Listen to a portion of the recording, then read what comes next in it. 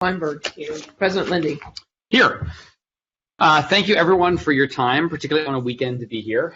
We do this just a handful of times a year. We're going to try very, very hard to make really good use of everyone's time. I was on the fence as to whether to share this or not, but I do think it is possible we end a little early, particularly if we all work together. Not anymore. That's right. And I was worried about that, but I'm gonna put that out into the universe in the hopes that we can maybe even surpass our own expectations. A couple thank yous as we get started today. I would like to thank Pat and Phyllis and Rix and Rob for the setup of the room, for the coffee and for the food and for the lunch and for the technology. Thank everybody for being here. Take a quick look at our agenda this morning. We're going to start by determining as a board what our priorities for the next 3 months should be. We'll have a chance to hear some updates on the budget from our superintendent and treasurer. We'll have a good discussion about moving forward our strategic plan. We're going to have updates on what comes next with our governance training. And this last one's very quick. We're going to just look ahead to the February 27th meeting, which is going to be our first opportunity to do progress monitoring with the superintendent's evaluation tool for the school year. We are going to have an executive session. I think, with the agreement of the board, we'll likely move it a little earlier in the middle of our meeting, likely between 10 and 11. Mr. Hoying has a family commitment. He's the coach of his daughter's basketball team, and will be leaving at 11. So I think we'll take a pause at 10, recess into executive session until 11, come back, finish the remainder of our agenda.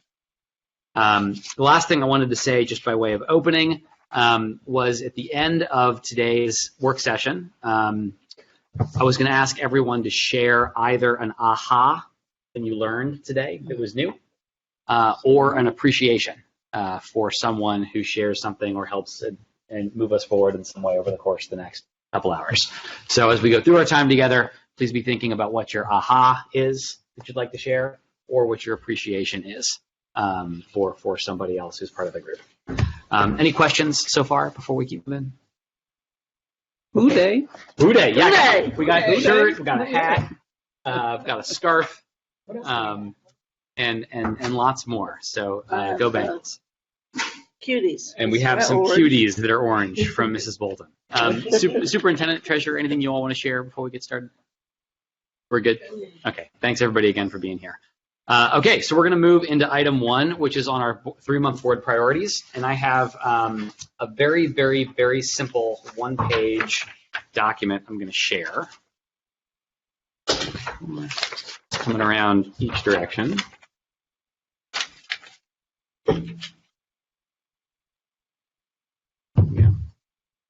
And it is also up on the screen.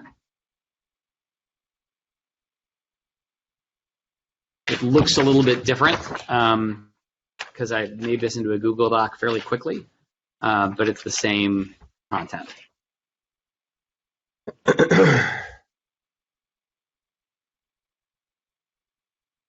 All right, and so as that is coming around,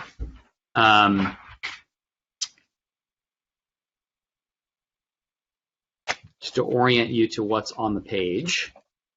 And Rob, for the 2 or 3 people who are watching this outside of this room, they can see it. Awesome. Already Great. standing room only. Great. We have to get fake applause stuff. Yeah, like a laugh track. Yeah. Yeah. That's good. Yeah, that's good. That's good. Okay, let's do it. So thank you, Superintendent, Treasurer, board members. I've had a chance to speak with all of you over the course of the last week and a half. And I asked the same question to everybody, which was, over the course of the next 3-ish months, what are the most important areas where you think our board needs to see some wins? We started this a year ago, in this very same meeting a year ago, that we had our first set of board priorities. If people remember back then, it was about making sure we got our schools open again for in-person learning. It was about making sure we had finalists for our superintendent search. We had a couple of others. But what I did was just kept track of what everybody said, and then put the following document together. It should look pretty familiar. We've used documents like this in the past. There's 2 sections at the top. These were items that came up from a majority of board members. We could still decide that we don't want to use those. And then we have a section below where there were items that came up from at least one board member, in some cases as many as 3. So give everybody a chance just to read it and look over it. And then what I was going to propose is we do what we've done in the past, which is start by voting to approve the ones that seemed to have already a majority of board members, and then figure out from the ones that remain. I think we could have hopefully no more than 4 or 5 of these. So any questions just on what this is or what's in here? Okay, so maybe could we have somebody who, and there were a lot of these, but somebody who thought it was important for strategic planning to be a win over the course of the next couple of months? Somebody who believed that was important. Would you be willing to share just why and what you were thinking about? Yeah, Ms. Bolden? Yes, I would say strategic planning because we're so far along on it as it is, and that what we still might be missing is community engagement regarding vision and mission. And a forecast, and we probably want to try to get that done prior to the at least the June 23, which was part of the RFP, and also so that it can inform the budget. So I think that that's a big priority to get that on its way and done. This came up for basically everybody, and the one person I think who did mention, I think was likely just because it was kind of implicit that of course we would be working on this. Yeah. Is there any dissent to making strategic planning one of our most important outcomes for the next 3 months? Okay, so we're going to put that one in green, and we're going to come back to later on this morning. We're going to have a longer discussion about strategic planning. And where I'd like us to be by the end of the work session is we don't just have the priority, but we have some clarity about where we want to be by blank date. And we can decide whether that is, I'd like to suggest that we think about May 1st, because if we are adopting this in basically February, that would give us February is 1 month, March is 2 months, April is 3 months. So by May 1st would be about a quarter's worth of work. So we'll come back to the what winning looks like side. Somebody who thought updating our bylaws was important. You want to speak a little bit to why? Can I just say something really brief? Yeah, of course. So I did not say this one, and actually I'm kind of upset that I didn't. So then remember how I said once I gave you my 3 things, I'm pretty sure there was something that I left off. And I remember stating this before that I wanted to update bylaws. So whoever said this, thank you so much. I totally forgot. I think it's very important for us to be up to date and to also understand the bylaws together as a group. I just made that 5. So you need to do a lot. Yeah. And I think this came up from multiple people. You know, I think there's some folks who are shared multiple times, like, hey, it's kind of hard to figure out when we're done or how we do things or where a place to look is. Okay. You know, and so I think that's one reason. I think there are others where it's like there's just some disagreements about the best way to get things done, or there's some ambiguities in what's written. Or like what is board work versus what is administration work, and there are opportunities to clarify some of those things. Yeah. I think we also have changed the structure of how the board is set up with committees as well. So it's another part of things that we started talking about last year towards the end, and I think we just have a lot of other things that are also on our agenda. Is stuff to do that we need to make sure that our bylaws actually match up to what we are structured like now, as opposed to what we were. Yeah.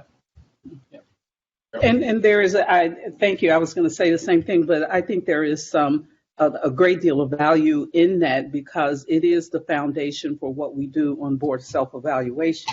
I mean, I think it fits very nicely with that, in that bucket, because it really is our foundation for how we operate. And I think part of some of our, I don't want to say struggles, but just our processes and things, and we're new and all that. And I think it's good for boards to reevaluate and update their bylaws periodically anyway. And it's been a while, hasn't it, Eve, since we've done that? So I think the timing is right.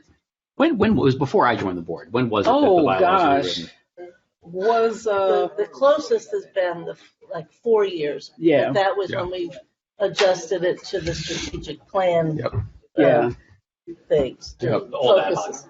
Yeah, Yeah, we had an old, that it was an Yeah. old ad hoc committee that Yep. did the bylaws recently.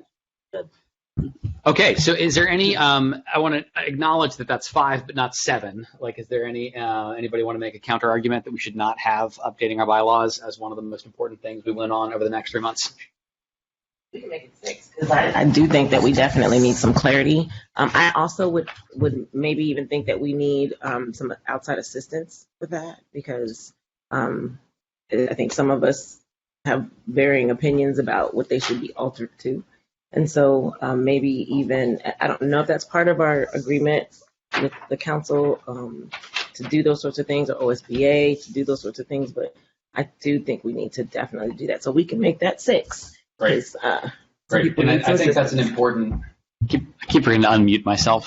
Friendly reminder for those who may also be forgetting to unmute themselves. I think that's great. And much as we have the longer section on strategic planning, we have a longer section on exactly this when we get to governance. So I think we should talk about that because you probably have all kinds of good options. Okay, so moving on, that gets us to the next one on here came up was transportation. I think same idea. Somebody who thought this was important. Do you want to make a case for why you thought this was important? And I would just, when you share, if you could think about May 1st and what you would hope to see true that the board could help with by the 1st of May. Because whatever we take on, I want it to be something where we can, put a line in the sand and then cross it. And advocates for transportation. Yeah. me, middle initial. Transportation vote. ET vote. I'm gonna start Absolutely. using that. I'm almost signing it. Not open this school year and fail again in transportation. Because it will be, to my count, I would say maybe the 7th year. Next year would be the 7th year that we have opened with transportation not being as successful as it once has been. I think it would be important that we elevate it as a major priority, obviously, to the budget. And the reason, and then what I would be thinking in terms of May is that I would assume, even though it would be a little bit late, is May 1st for the superintendent to be able to present the plan as to how we go forward, both the communication and the transportation plan by May 1st, that we would be voting on it, although her schedule probably is 2 months earlier or close to it, rightfully so because of notifying charters and whatever, but May 1st should be when we at least get the huge draft and be able to pass it before the summer months because of the communication. Thanks, Eve. Any other advocates or questions about transportation? Yeah, come on. I'm on first names today just because we're in this room. No, it's kind of autopilot. If people want to change, let me know. Should we reintroduce ourselves? We're going to call Mr. Morosky, sir. You got it. The shoes were helpful. Carolyn, go ahead, please. Yeah. When you and I spoke then this week, I talked about transportation. For me, I think, I'm not opposed to it being a priority. I want to make that clear. I do think, however, that I was wondering in terms of when we establish priorities, those are the things that, in my sense about it is that you want those things to be accomplished. It's like it's means to an end. You want a goal, and here it is.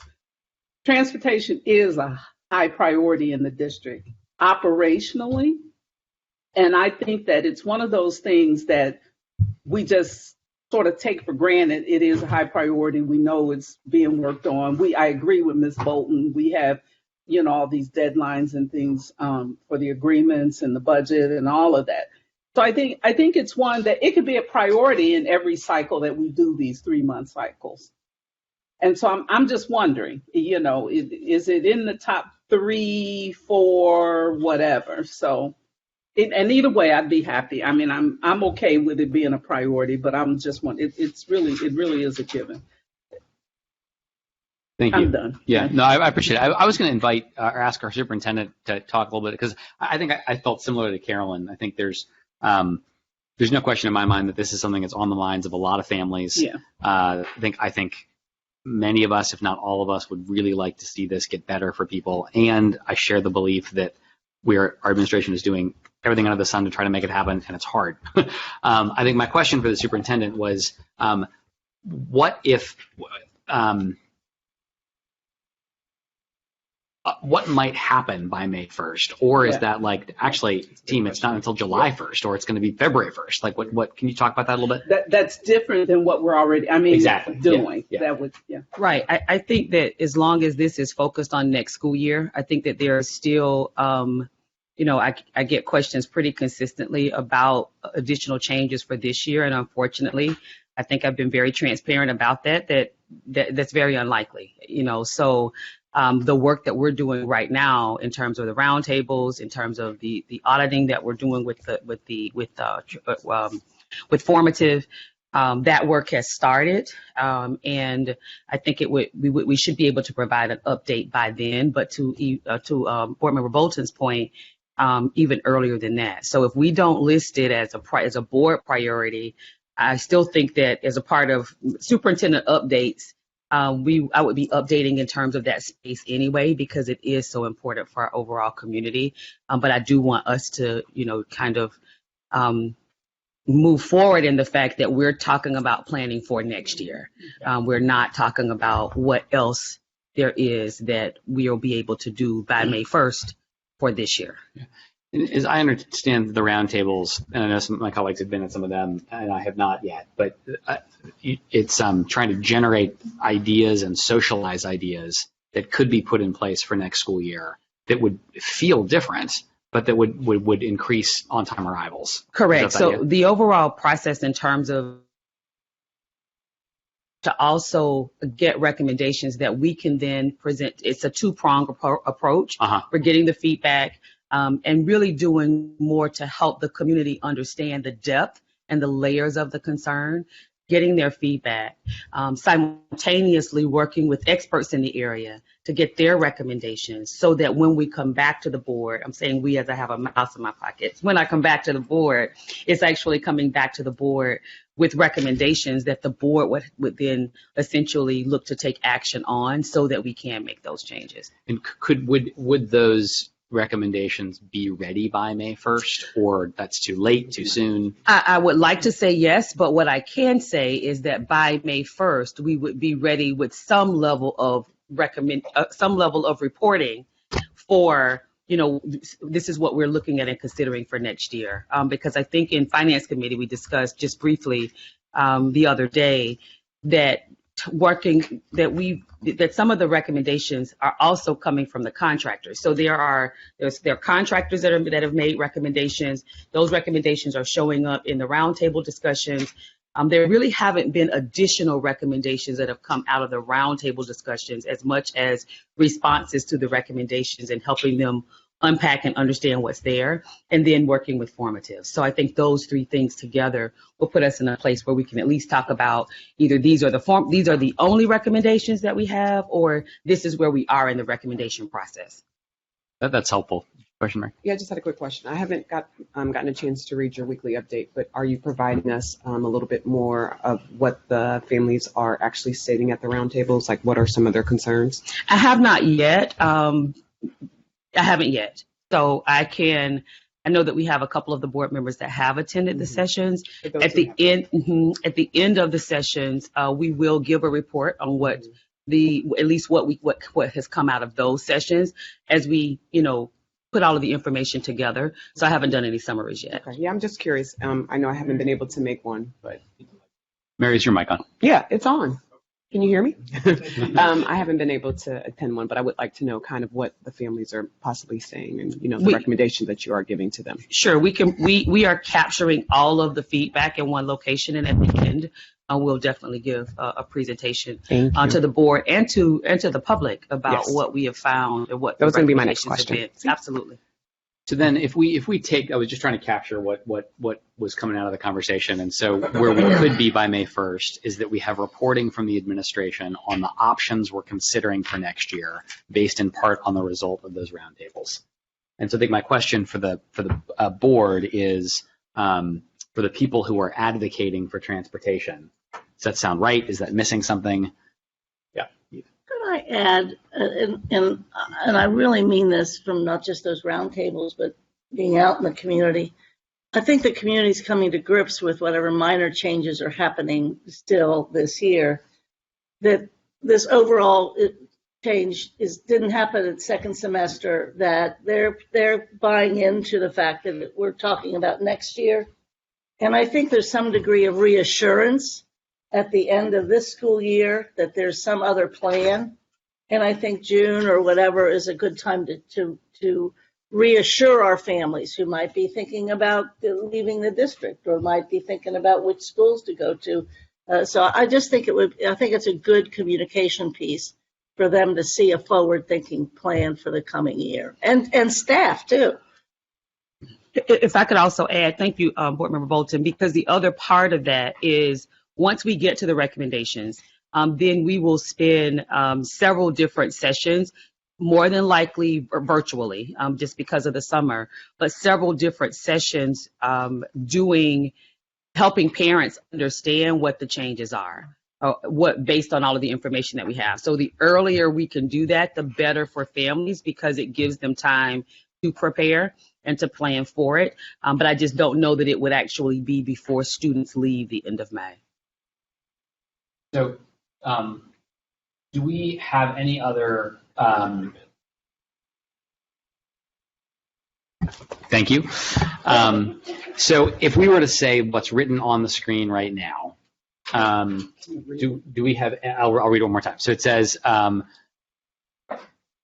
this would be our third board priority for the time period between February 1st and May 1st, which is that by the time we get to May 1st, we'll have reporting from the administration on the options that we're considering for next school year, based in part on the roundtables.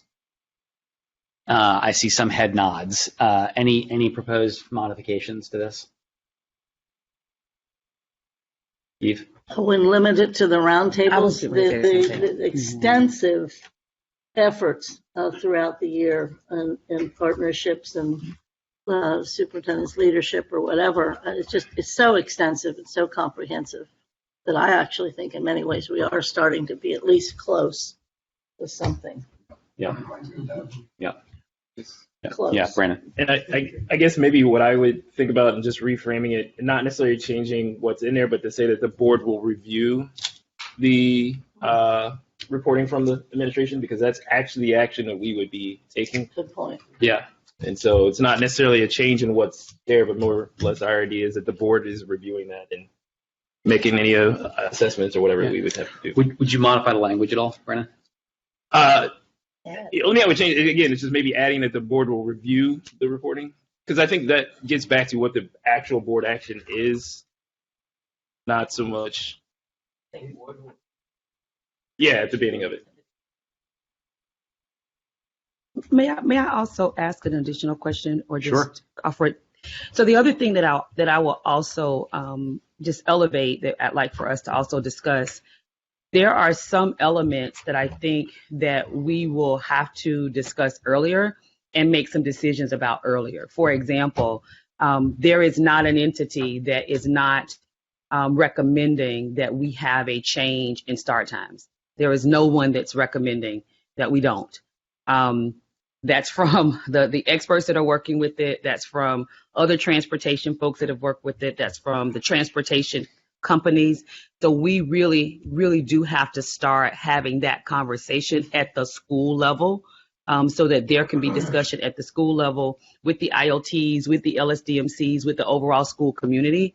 And that can't wait until May. So that's something that honestly, probably by about mid-February, that we're really going to start having to have those conversations, so that everyone can get prepared for it, and have more than enough time to get prepared before August.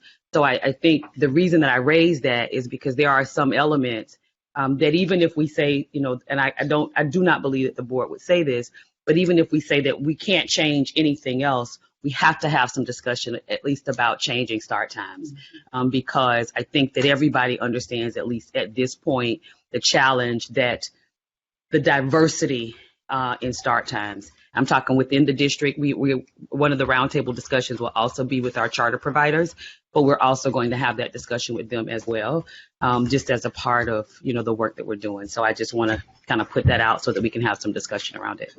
Yeah. So but we'll go to Ms. Bolden in a second, E in a second, or Kareem. Just to make sure that what I added was board will have had conversations about some of the likely changes to be made for next year, e.g. start times.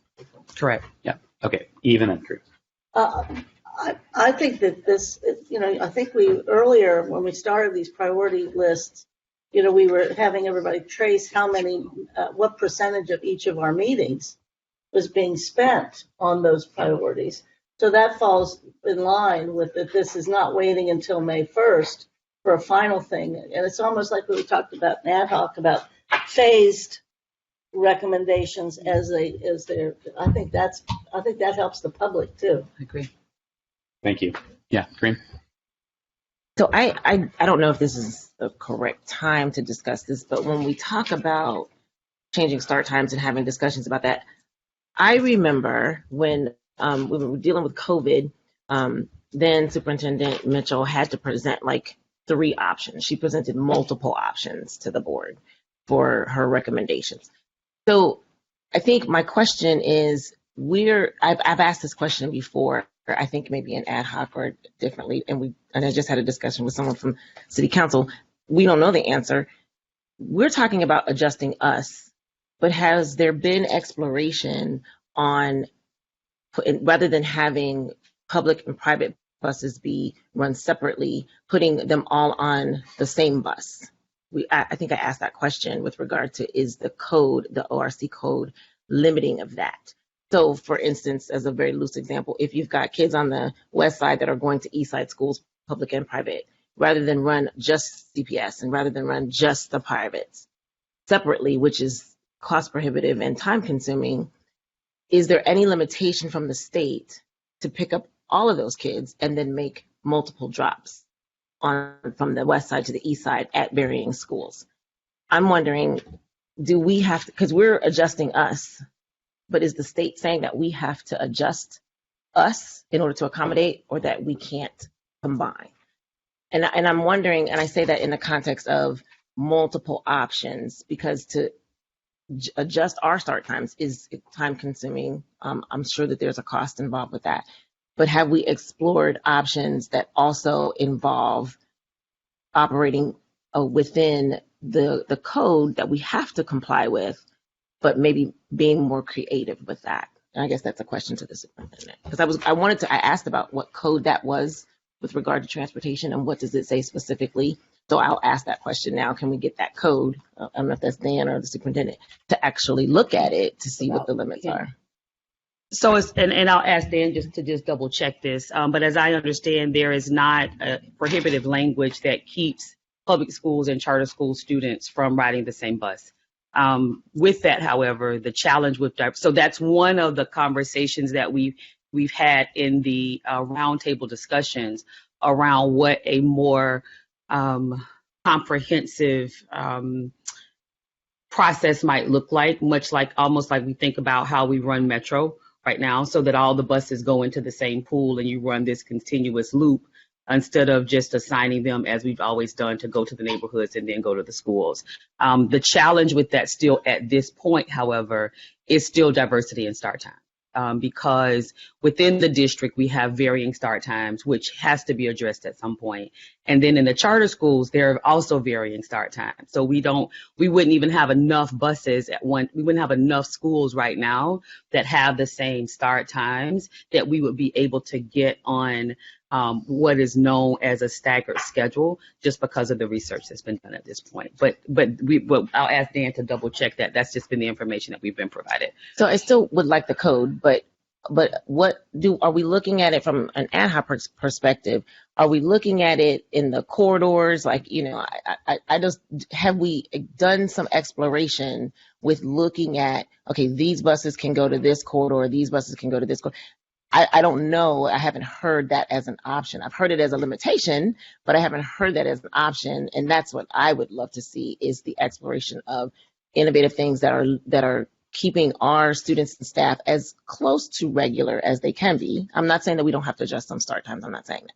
I'm saying that, we have an option to mesh where it's minimal impact to our kids and our schools, and we can maybe save some transportation money, or I don't know, but I'm wondering, have we explored that option or those options within the limits of the code, and being creative there that would maybe minimize the impact to our kids and our schools? I think all of those recommendations or thoughts are things that are being considered for now. I still go back to, however, one of the things that makes it the most challenging right now is the diversity of start times. Even getting to the point that you get enough individuals that can go to a corridor or go to a neighborhood and then get back to the space that they need to go. But I don't think there's anything that's off the table as we are working with our teams that are digging in, as they're digging in even deeper. That was one of the things that was identified, that has been identified by our contractors at the onset, that they talked about has been a challenge in our district for a period of time. Sure. Now, I don't know whether or not, I see where it's been shared previously, but I don't see where it's been addressed previously. And I don't know how much information about that the board had before making the decision last year to change even the high school starts, because at that point, the recommendations were being done with an assumption that 7th and 8th grade students were going to be on Metro, so then it would not have been an issue for the start times.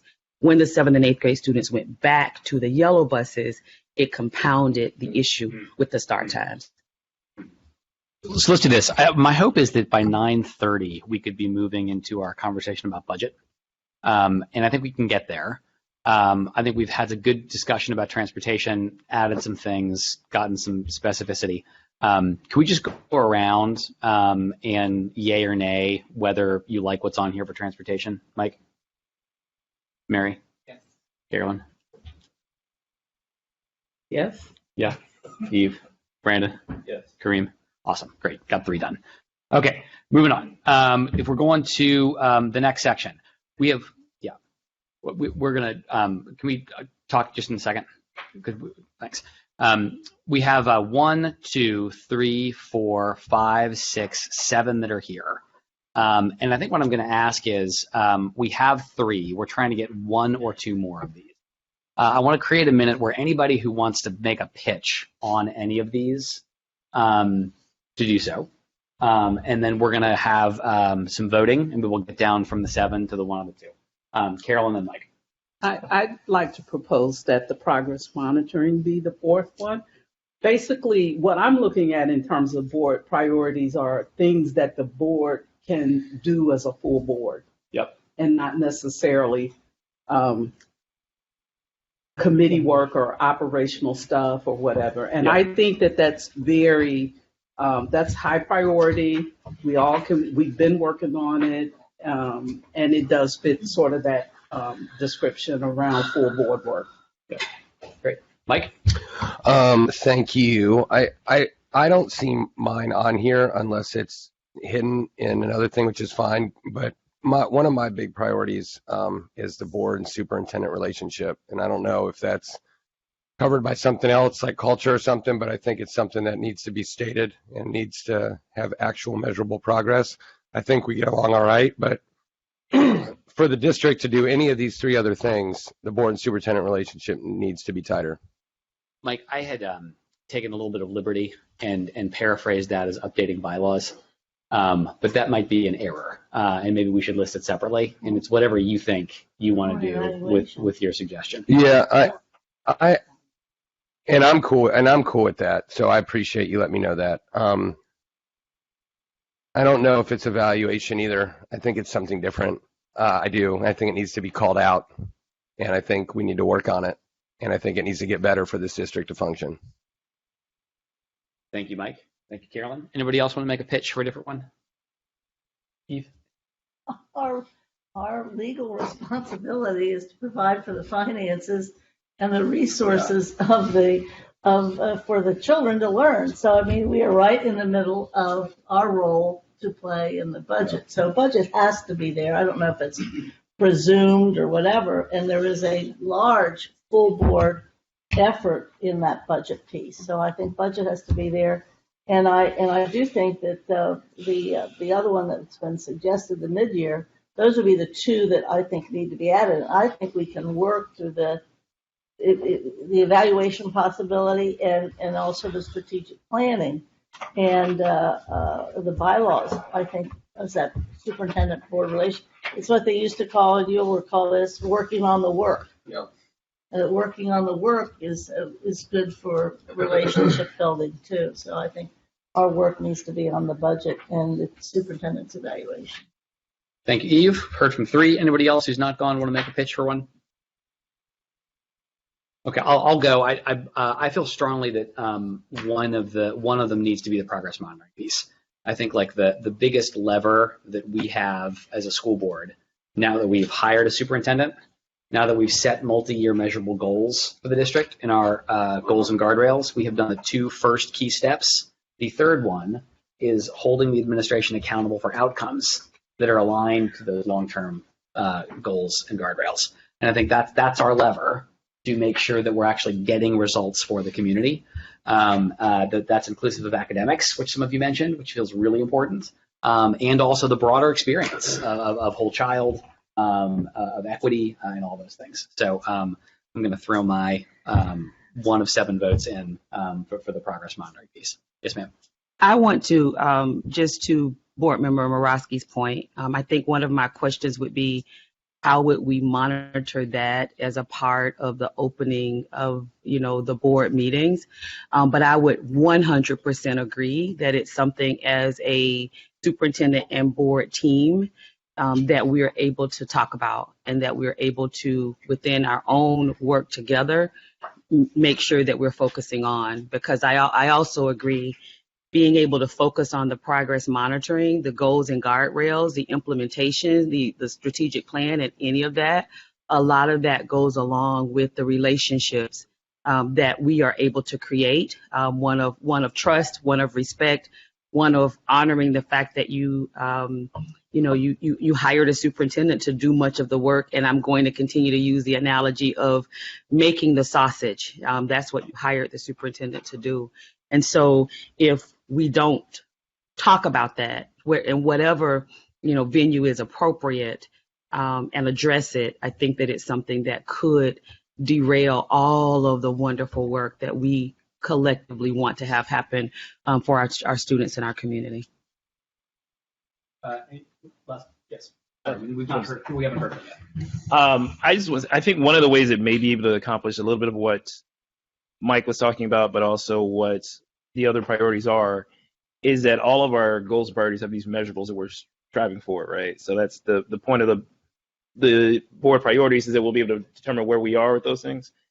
But that the overall theme of this is that idea of the board and the superintendent working better together. Like, these are the markers of, you can't do one without the other. And so in some ways, incorporating that idea as the kind of theme of this next 3 months is part of that, right? And so I don't know that it necessarily gets knocked out as a part, but it is there. It needs to be there because, to Board Member Bolton's point as well, we've got a lot of stuff that we got to do around the budget. We got a lot of stuff to do around monitoring and making sure that we're getting the work done of the district. And so I think it can be there as more of a theme per se, because the other part to it is that it's really hard to say this is how we measure it on this particular date. But I think it is something that needs to be done. Okay, so here's what we're going to do.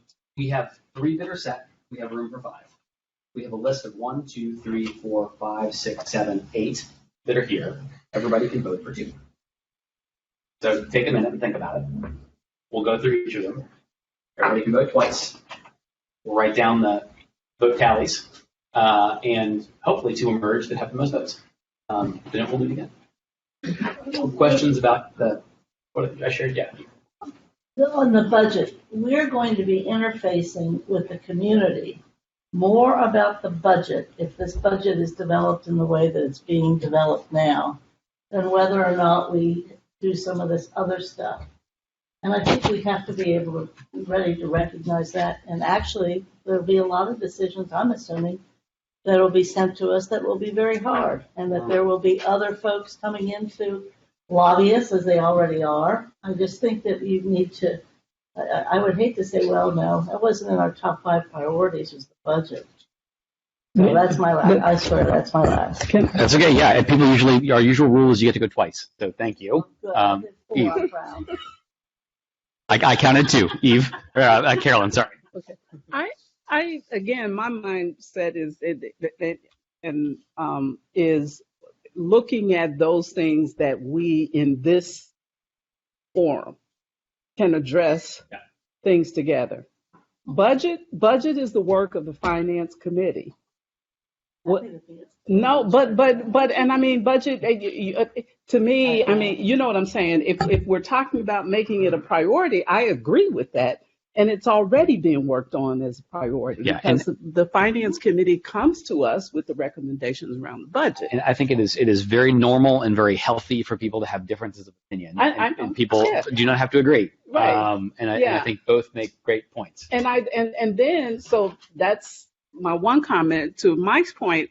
I agree with where he is, and I guess my head was that is part of progress monitoring, because we have to do work up under that to be able to effectively evaluate and monitor the evaluation. But you know, again, it's a matter of opinion. And I apologize if I interrupted too. Yeah, that's all right. Thank you. I'm Yeah, number 2, Mike. And then I'm happy to kick off the voting as well, because I'm ready to go. My number 2 is quick. It's just a philosophical point I would like to make, if you'll permit me. I hear what Brandon said, and I hear what everybody else is saying. I think where I differ is it's a cart and a horse sort of thing. And so what you're saying is, well, this will be baked into all these things. To me, this is the horse. We need to address this relationship and these other, and I like the idea of the theme. It's kind of like saying, well, equity is baked into everything. Well, if you don't have an equity policy like we do, that's why we created the anti-racism policy. It's like, well, we have equity, I have this. Like, yeah, but if we don't name it, and we don't say black students are failing because of the racism in this country, we won't address it. It's not just going to happen. I feel the same way about the relationship. Mm-hmm. I feel if we don't call it out, and it's fine, I'm cool with it. I'm going to be bullish about this year. Just heads up. It's very important. I'm going to quote the superintendent. All of this will derail if we do not get that right. My votes are for progress monitoring and budget.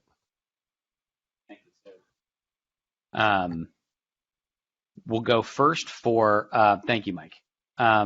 So you hopefully have 2 votes. People who would like to cast one of those 2 votes for progress monitoring, would you raise your hand now, please? 1, 2, 3, 4, 5, 6, 7. Okay. People who would like to, write that down. That's amazing. People who would like to cast one of their votes for budget, please raise your hand. 1, 2, 3, 4, 5. Okay. People who would like to cast a vote for district partnerships, raise a hand. People who would like to cast a vote for ad hoc committee has shared final recommendations, raise a hand. Please pass, okay, for partnerships, raise a hand. For culture, raise a hand. For board self-evaluation, raise your hand. For board superintendent relations, raise your hand. I didn't know that was separate. I thought that we put that under. It's good. That's why I wrote it up there. No, well, I'm sorry. I was looking. My bad. Yeah, you didn't say that you were adding that one. Okay. Well, what's that change? So hang on just a second. So Kareem, how would that change your vote? Well, I personally think that the budget is inferred. I disagree. I think that is one of the major responsibilities of the board. And so, but I think that that's inferred, that we monitor that budget. So I would say board super relationship so I would take mine off of budget. So you would take yours off of budget, and that would take us to 3 over here on board superintendent relations, because it was Carolyn, me, and now Kareem. Okay. And would it change your vote, Mary? Nope. Gotta pick 2. I want a quarter. I'll go with the board and boards And where are you taking your vote from? from budget. I definitely want. Oh man, look at this. Wow. Okay. All right. I'm loving it. We just lost budget. I know. Okay. That surprises I me. mean, we're going to talk about it anyway. Yeah. lose budget, Yeah. believe me. All right. That's Okay. still going to bring it up. Here's where we are. So we've got. Yeah. Go ahead, sir. Yes. Yes, please. So I would also add here to the point, just like the conversation that I said around transportation. Yeah. Budget is where we are right now, and so whether it is on this list as a priority or not, It's as still we a get to priority. superintendent's updates, a part of those updates will include where we are with the budget and what we're looking to do moving forward. So, because I do think that I know that we kind of get into the weeds and finance as a part of it, but when individuals start lobbying the board, they lobby the entire board for whatever it is that we're looking for. So that's why, I've been trying to give some of those updates so that there is some preparation for some of those big things. So I just wanted to add that in. And speaking of, we're going to take a 5-minute break. We're going to come back at 9:32 and 9:33 because it just became 9:28. And we're going to talk about budget as our next topic. So we'll take a 5-minute break and then we'll come back. Love it.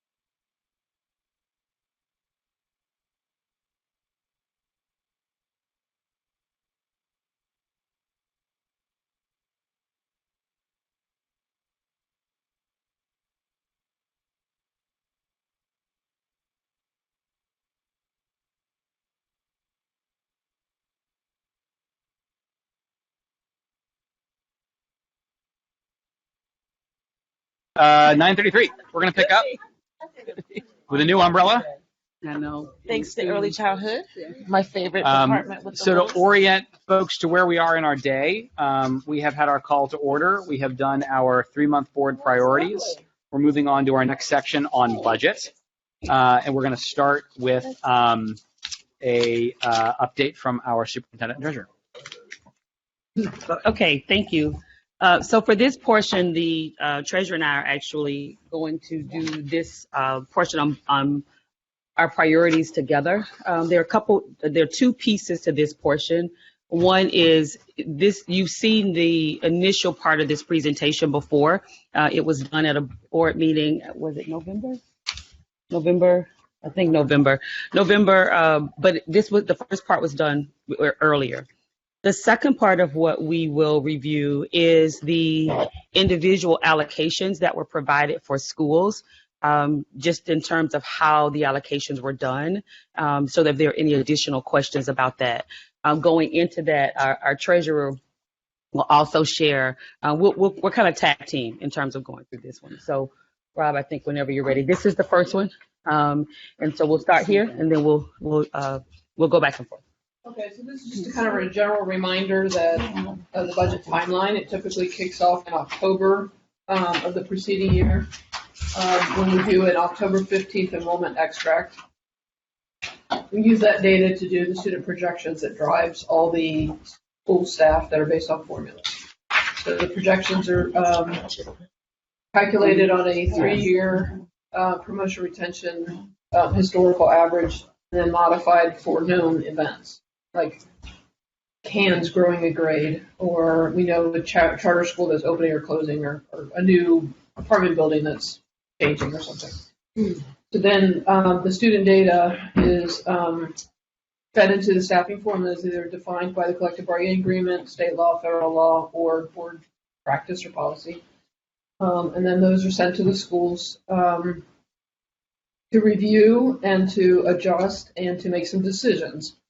Some of the decisions that the ILT makes, the responsibility of the budget at the school level, is one of the formulas is they get 1 FTE for every 7 load-bearing teachers to do their PE art music, library, technology allocations. So whatever FTEs they come up with, that the school decides how many of each to have. That's one example. After they do the staff, they get started on the staffing work. We then send out the non-personnel allocations that are also based on a per pupil, in addition to some preloaded items that are, for example, in the CFOP collective bargaining agreement, it requires an annual budget for overtime at each school level. We preload that so they don't forget to load it. Copy clicks, home instruction, extended time, daily substitutes that are based off of teacher absenteeism at the school site over a 3-year average. And maybe 1 or 2 items I can't think of. Anyway, that process continues. Once that kicks off, then the central office budgets start, typically in mid-February. And those are based on board priorities, budget priorities. Once they get 4 weeks to get their budgets together, then we start consolidating, analyzing, and in the 30 years I've been with this district, the budget ask has always been greater than the budget target. So then we have work to do and how to shave the ask down to meet the target. And then we have a requirement to have an adopted budget by the board by June 30 in the form of an appropriations resolution before I can issue the first check, whether it's a vendor check or a payroll check. And just to preempt finance chair, you do have the ability to have a temporary 90-day appropriation, which I would highly argue against. Of course, you always do. We did it 2 years in a row. It was horrifically hard to manage. We will do it if we have to do it, but I would strongly prefer not to. Blame me for taking that. Thank you, Ms. Wagner, for that support. Okay, so if you flip to the next slide, if you don't mind. There's a whole bunch of activity that happens between now and then in terms of public engagement and administrative work and school work and the engagement with the board, a lot of public presentations that we'll have a timeline for pretty soon. And with that, I'll turn it over to the superintendent. So as we look at kind of the investments, as our treasurer has shared, you've seen this slide before as well, and so it just allows us to look at how we are thinking about what those priorities are. We have already started the process, as you know. The treasurer and I have reviewed 884 contracts to date. We have made some initial recommendations around changes in those contracts for next school year, and we're continuing to look at the contracts that are, in an excess amount. I think we did over 250,000. Was that the number? But looking at specific contracts of a particular dollar amount, contracts that we are at multiple sites, as well as really some of the contracts that we're looking at insourcing versus outsourcing. So if you remember, the annual budget target for the general fund is based off the 5-year forecast that is adopted by the board in November. And it's not a matter of saying how much cash we think we're going to have and that's what we're going to budget. It's a balance between the forecasted revenues and the forecasted expenses, and an ability or a requirement to keep a positive cash balance for the current year and the 2 preceding years. So it becomes how much can we afford to spend in order to manage that cash balance so that we're not going back to the public for more new money, when we're not having the state come down here and take our financial decisions away from us. So there's always a fine line. I can tell you that the Parthenon study that was funded by the Cincinnati Business Committee analyzed the accuracy of our forecast, and that we're like 98.5% accurate on the revenue side from November to the following year. And so I feel pretty confident that our revenues are forecasted accurately. And so we've had a couple years where we've gone above our annual revenues in terms of a budget because we were trying to front load the first year of a strategic plan. And we had COVID, and then this year we're a little bit above that because we had a new superintendent who came in late in the process, and we wanted to make sure that she had funds available to kick off some of her initiatives. But we have agreed to go back to a balanced budget. So we cannot allow our spending to exceed our annual revenues, or we're going to eat into that cash savings account fast. Next slide. So this is just a little summary of the 5-year forecast that shows you the revenues. And I set the budget target at 565. It ended up being 560 when we finally filed the 5-year forecast. So there must have been an adjustment period that I missed track of. But the budget target for next year is 565 compared to the current budget of 613. So in order to get back into a balanced budget, we're going to have to make some pretty hard decisions about what we're not going to continue to spend. And if we want to make room for new spend, then we're going to have to cut in deeper. If that makes sense. Next slide. Okay, so we all know, and this is our board-approved guardrails. One of the things that we just did here, and there may be, conversation just around the terms, but we went through the guardrails and just pulled out the terminology that seemed to be the most inclusive of the value in guardrails. And I think that we are continuing to use the terminology values in partnership with guardrails, because I think that there is some socialization that's necessary for guardrails. I think people understand values. I think they're becoming more comfortable with what guardrails mean. So going through each of those there, and we could, discuss back and forth whether we think that those words are the right words or not, but really making sure that we're focusing on the whole child, that we're responsive to discipline and the discipline needs across the board. Of course, everything is underscored with our cultural sensitivity, making sure that we're looking at what's happening with our Black and brown children across the board. Communication in all areas, making sure that it's transparent, that we're receiving information in terms of feedback, that we're looking at our resources and how we're distributing them, that we're doing that again and through a lens of equity, so that we're doing an analysis around not just the resources, but who we're doing the resources with, and making sure that we have a focus on our local, our women, our minorities, so forth and so on. Chronic absenteeism at the core of just thinking about district-wide, how we're focusing on chronic absenteeism. And of course, the maintaining, increasing, strengthening, continuing to focus on our overall community partnerships. Before we move on, with tag team. Sure. So one of the conversations we've been having is in our budget software, we have the ability to tag certain line items to initiatives. And so we want to be able, what depth do we want to tag? How much money do we spend on chronic absenteeism? How much money are we spending on the third grade reading? How much money are we spending on sixth grade reading? Or is it just reading, right? So how low do we want to go to set up the budget so that we can then report on it, monitor it, and then publicly present on those initiatives, the cost of those initiatives?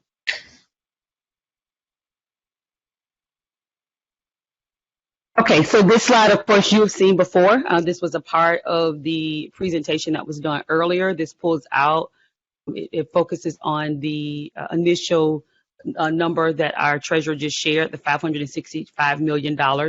Currently, our budget is $613. So really beginning to look at how we're looking to move forward to begin the conversations around balancing the budget. The board adopted goals are on the left, and those you're very familiar with, and you've already approved those. And then when we think about the overlay of the priorities that go along with those goals, while we're also beginning to have the conversations around the different layers of the strategic plan, we're looking specifically at academic improvement, our whole child commitment, what we're doing in thinking about transportation, overall high school transformation, and I think that continues to come up in every conversation that we're having. How are we digging deeper into what needs to happen in our high schools? The assistant principal expansion really is connected to academic improvement because making sure that we have school leaders that are able to get in the classrooms at the level that they need to, depending on the school size, making sure that they are observing instruction, giving feedback to teachers, working with teachers in terms of instructional leadership. And then the last is overall school programming, what we just coined as 2030, but where we're going next. So as the board begins to really have the conversations around vision, mission, and forecasting, whether that is the next 5 years, whether it's the next 7 years or 10, then we would begin to align that with the school programming to whatever, that year is that we will be looking at.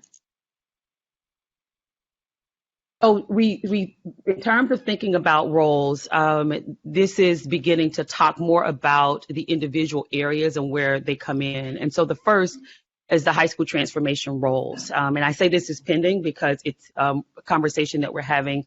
These roles would be roles likely that would be in the CAS unit. And so therefore, there has to be some approval for that to happen. So those conversations have happened. But the first would be Dean of Culture and Community, Graduation Specialist, and then Attendance Specialist. We'll do a little bit of explaining of each of those and what that looks like. I think we already can see the alignment to the priorities, but just kind of explaining what those roles do.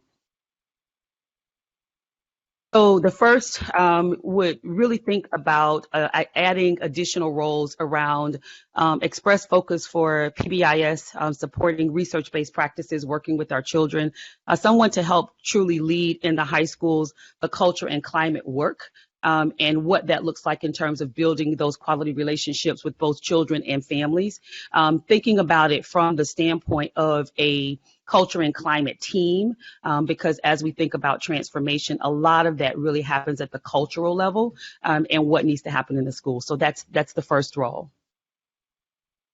The second is graduation specialist. This role really, really excites me just because having someone to work in partnership with looking specifically at our cohorts, what's happening within those cohorts, working in partnership with our school counselors to make sure that we are doing a variety of things. Number one, that we are identifying students early on for their different areas of needs. We believe in the in making sure that our students are prepared to enroll, they're prepared to enlist, or they're equipped to go into the world of work. So making sure that we are focusing at an early stage of making sure that students have the resources that they need to graduate in the end. So what's happening with the subgroups? How are we monitoring those subgroups? What are we doing in terms of tracking our students? When students are lost, how are we finding those students? and really making sure that we are working to resolve all of the barriers. What do they need in terms of CTE? Making sure that the students are getting what they need in terms of graduation, but making that an overall part of what the expectation is in terms of graduation. And then last but not least, the attendance specialist. And this role, right now we have our school social workers that we have seen an increased need in what's needed for them in terms of mental health supports and social emotional learning in school buildings. And so there's some of them that go out to homes as needed. However, having an individual whose responsibility is to go and to truly focus on relationship building, visiting homes, identifying students, and then working in partnership with the school social worker to remove barriers to students coming to school. There is a difference when we really think about someone to then lead that attendance team and making sure that we're monitoring what's happening and helping to build capacity around attendance and what needs to happen in terms of attendance. And I'll open up for questions at the end. So we started the process of the equity budget history. Our treasurer shared this process before, and essentially, I'll let her talk through this because I've shared it as she shared it with me, but it's easier to have her talk through it. So the equity policy was adopted in April 2016, and it took us more than a minute to figure out how to do this stuff financially. Because, budgeting is very concrete, measurable numbers, and equity isn't as concrete when it comes to finances. And so we started kind of in a backward scenario in 19, and we went back and said, okay, what did all we spend our money on that would qualify as equitable funding? So we made those lists so we could figure out how to move forward. And I was trying to come up with this really cool formula based on this data. And Laura looked at me and she said, Jen, just ask the schools what they need. They know it. And so we came up with the equity request form and used that for the first 3 years. And what I noticed was by the second year, everybody was asking for the same thing. And I thought, well, if everybody's asking for the same thing and we're giving everybody the same thing, it's not really equity anymore. And so we started looking at the budget tiers. So if you remember last year, we started with an ice cream cone and then switched over to more of a pyramid looking thing. And we try to figure out what of our spends belongs into the different tiers. The base tier being that's fixed cost. Tier 1 was what does every child get from defined by the state. Tier 2 was what was defined by the collective bargaining agreement, and Tier 3 was anything above what the state and federal laws or the collective bargaining agreement require. Now we couldn't agree where transportation landed because it would be Tier 1 for the kids who qualified, but it would be Tier 2 for those that didn't qualify. And so we ended up creating 1.5 tier so that we couldn't agree, so we just created its own tier. And then when last year we started working on how to make equity better, as other people in the country are starting to work on equitable spending and budgets and stuff like that, we started coming up with some new ideas, and we came up with the equity index. Next slide. Back one. Yeah. We kind of vetted this last fall with the finance committee. We talked about the different factors of the equity, the top factors of equity, to come up with a formula. And then we were trying to come up with weighting. We had a hard time coming into consensus about what the weighting is. And for those of us who've been through the economics class from Georgetown University, they say that the free and reduced lunch, the economics of the student, is the biggest driving factor to student outcomes. And so that's why they focus a lot of their efforts on the per pupil spend and driving towards free and reduced lunch data. But I'll pass it on. So the other part of this, as we think, some of this also comes in from being a practitioner. And in being a practitioner, serving in school environments that have to go through transformation and have to improve. And so to our treasurer's point, that becomes one of the single most important factors because of all of the other barriers that sometimes come along with that. So how are you able to to the best of your ability to offer additional support to schools depending on these factors. And so, for example, just because there is a large school, there could be a school that's really large in terms of enrollment, but the challenges of that school are very different than a school where you have a larger population of students that are free or reduced lunch in terms of overall percentages because of all of the other factors that go along with that. And so having lived through these processes, really looking at where we are in terms of what needs to happen around support, around interventions, around thinking about students that may be experiencing housing instability. So from this, what we've been able to do at this point, and this is our beginning of going through this, kind of starting with an evolution of thought, is using this factor in two ways. One is to think about how we are positioning additional supports for positions. That's number one. But two, knowing that we have a staffing model that's an allocation model, how we then go through an appeals process. So how we're then using the equity index as schools are making appeals for additional resources that they may need in terms of a resource of people would be the best way to say that. So that would be one of those areas. And the last is to really make sure that as we go through this year, we are able to monitor the allocation. You know, this is what we have in allocation, going through a cycle of that to see if there are pockets that bubble up that we're looking to do, that we have more appeals in. So as we think about appeals and approve appeals, so this just to give the appeals process. So our treasurer talked about schools get school-based allocations. Once they get those allocations, they determine how those teachers are assigned in their school building.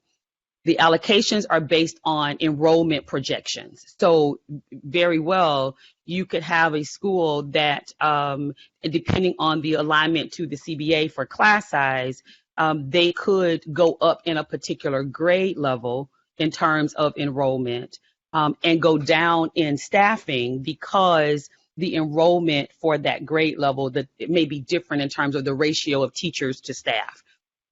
If we then decide, after looking at this is the appeal that's done for the school, this is where they are in terms of the equity index, we're going to honor that appeal for this year. For example, this past year during TAC, our teacher allocation conversation, there were 28 positions that the schools would not have earned based on their allocations. And so we went through each one of those, and there were more than 28, but the 28 we left, we held harmless. We kept them in the school buildings, even though they didn't meet the allocation and didn't meet the formulas for the allocation. So allowing us we break those down in 3 areas so that at the end, we're then using that data as we go into next budget cycle to determine if there is something that needs to happen differently in the way we're thinking about school improvement roles or the way we're thinking about program implementation. So that just gives us a way to also track and monitor that.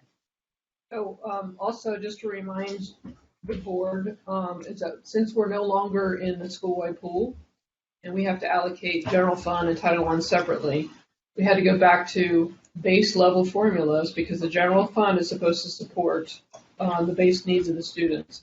And the federal funds are supposed to sit on top of what you're already doing. And so that's why the base formulas say this is the base, and then they use Title I to supplement that based on equitable needs. And so we're being very careful about how that happens one step at a time. When we were in school-wide pool, once the money was put into the pool, lost its identity, so we could say, holistically, here's the staffing for the school. Now go for it and budget it. But now we have to go back to doing it in layers. Not a criticism. It's just, it is what it is. So remind everybody. Yeah. Back to the future. Yeah. So before we take questions on this one, I do want to share the individual staffing allocation so that you have a better idea of how those formulas are done. This information has been shared with principals because they received their allocations last week. And they were then able to use those formulas and determine whether or not their allocations were what they thought those allocations would be. Again, I reiterate, the allocations are done based on projected enrollment. And so that's a whole nother conversation because if a school is anticipating also a loss in enrollment, then that speaks to also a loss in staffing. So that the other conversation around that is really making sure, oh, this says worksheet, it should be workshop. That's okay. The other thing around that is making sure that there is that there is some concerted effort across the district to increase enrollment, so that we are not in a position where we are changing staff or changing the staff allocations. So a point of privilege at the end of this, I do want to, because I do know that this will go onto the board, into board docs. So I would like to make sure that we update this document to say board workshop, just so that you know. So when you see it online, you will see it updated as workshop. So I just want to share that with everyone. Okay. School staffing, the one change here, most of the staffing in terms are not changed based on what's shared with me, based on what the treasurer has shared, and based on what HR has shared. So they've not changed. The one change here is we did, previous to now, assistant principals were generated at 550 students. This year we've added that assistant principals are generated at 350 students. The goal would ultimately be to get support in each school. I think where the greater challenge is right now is also having a pool of individuals to go into those positions.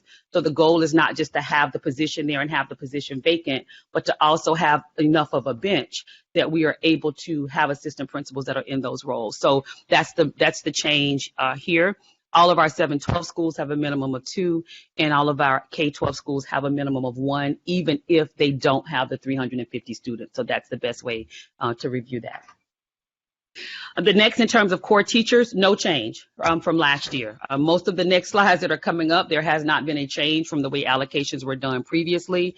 There is some question because of what is in for class size, whether or not last year the allocations were done at 23 students versus 25 students. Based on what our treasurer has shared, and you can talk to this a bit if you would like, but there has not been a change in the allocation. Everyone may not agree with the way that the allocations are done, but in terms of the model for how they were done, there hasn't been a change from last year to this one. 1 to 25 for using anything. The next. Core teachers, no change, 30 students per regular ed students. This is the PAM, PE, art and music, by recommendation or action of the board in several years past, that we wanted to make sure that each student and school had the presence of art, music, and physical education. So for every 7 load-bearing teachers, you do receive 1 per 7. And so they have to have a minimum as schools decide what they want those elective or special services to look like. They have to have a minimum of a 0.5 of art, music, and physical education. They can add technology and library, and the current librarians have been grandfathered in, and our current world language offerings have been carried forward from last year to this one. As we go into next school year and we get even deeper into programming, that may change a little bit. That may augment as we look at 24-25, but for 23-24, we carried forward what we already have. Same for electives, there hasn't been a change. The IB coordinator for our 2 IB schools is 1 FTE per the building. And in terms of the career tech teachers, we've maintained that at this point. One of the things that we're doing as a next step to the program audit, we're currently doing a CTE audit as well. So that's going deeper into CTE in terms of the course offerings, what's leading to certifications for students, interests of students. But at this point, that is where we are with career tech. So actually this year, Oh, they have 0.5. That's right. And now they each have their own. That's correct. They were 0.5 last year. Thank you. For our counselors, not a change here in terms of how we do school counselors. For 7th and 8th grade, we have a 0.5, 1 to 50. This is a little off-center, 50 to 99, 1, and greater than 200, 2 counselors. And then you see the breakdown for high schools where we're at the 1 per 375 students. And so if you'll remember that the increase in counselors was required through the last strategic plan. And so we are trying to get to a closer national average. When we started this several years ago, we were grossly higher on a per pupil basis ratio. And so every year we try to get a little bit closer to that national average. And so this helps. We'll also correct this alignment since something got off on the slide. So you'll see it and it'll look different, but want to address that. And then our other teachers, 504 coordinators are lead teachers in terms of maintaining the current level that we have now at the school sites. The teacher coach, the teacher and teacher enrichment, teacher transition.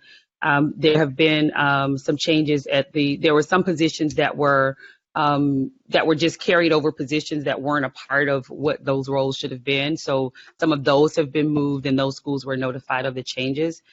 Same as Vision 2020. There were a couple of 2 or 3 positions that were still out there that were designated as Vision 2020. In terms of the super subs, getting feedback from the principals, we have done the allocation for the super subs. K through 8 is 1 per building. 7-12, 2 per building, and then K-12, 3 per building. I understand that there were some differences with that previously. One of the areas of feedback from principals has been for us to take another look at the super subs, simply because there are some schools that are identified as having greater number of teachers on an average that are out of school than other schools. So really making that more about data than just about the what type of school it is. So we are taking another look at this, but that's going to take just a little more time because the kind of data that's needed to do that is pretty important. But that was a pretty loud recommendation from principals. The super subs are funded by ESSER. So we've intentionally tried to reduce it because of the cliff that's coming, right? But like you said, we'll go back and relook at some of the numbers. And for clarity, super subs are substitutes that are just assigned to the building. For daily subs, if a teacher is out, they call in or they make a request for a sub picks it up, they go to the school. The super subs are subs that are assigned to the school. If a teacher is out for a long period of time, we have long-term subs that go in, they pick up those positions. So it's different than the super subs, so just for clarity. So strategic staffing initiative, we've already talked about the assistant principal expansion. One of the areas that we're really focused on moving into this year, and it's not something that you see in terms of data around budgeting at this point, but it's just in terms of conversation, is increasing opportunities for staff to do home visits to schools through extended time. So we have staff members that go out to schools all the time, many staff members that go out to schools, but making it more concerted, go out to homes, making it more concerted, more of a program where we can also attach that to pay for those staff that are going out to school buildings. High school transformation considerations, and this was considerations at this point, and there's considerations because, as I shared, we're going through the process, but the high school transformation considerations start with, as we think about pilot, for the schools that are Title I schools, and looking at graduation specialists. Some are within that currently have the CTE specialist or CTE career coordinators, actually was a part of that. But doing that based on the current data for where high schools are that are also Title I. The Dean of Culture for our high schools as well, and then the attendance specialist, which we talked about earlier. Student services, this comes from our DSS, and this is specific to numbers in terms of the number of students that we have in schools with IEPs. For our K-8, if students are self-contained, it's 12 students per intervention specialist.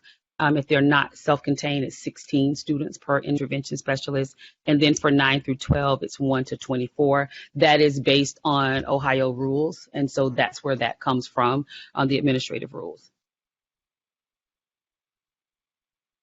Looking at, so we highlighted the areas in the front here because that would be a next step for us to really begin to think about as we go into 24-25. Right now we're looking at 23-24, but we have identified additional areas of support in terms of augmentation for our ESL students. is a part of the expectation for the formulas for this year is offering additional support through the role of the assistant community coordinator for ELO schools that have a certain index of the number of students that are in their school building, and currently maintaining the level of gifted where it is currently, but knowing that that's an area of focus for us as we move forward beyond 23-24. We still have one school social worker per building, and then the psychologists and the other ancillary services are done through DSS. We're almost done. Go ahead. The civil service, there hasn't been a change in terms of the format for civil service. The same for our paras. There wasn't a change in the paras either. No change there. We did remove the one, I think there was one school that had one that was a Vision 2020, but just not really sure what that was for. The ESL is 1 per 1,000, and what that means is that's assigned as needed from the district level to go into schools and offer support. And then the other civil service positions, all of these have maintained. There's not been a change in these particular areas as well. And that's one more, go back one slide. These are, we know that the art school has the artistic manager, the external programs manager, and then we have the NAP aides as well as the LPNs.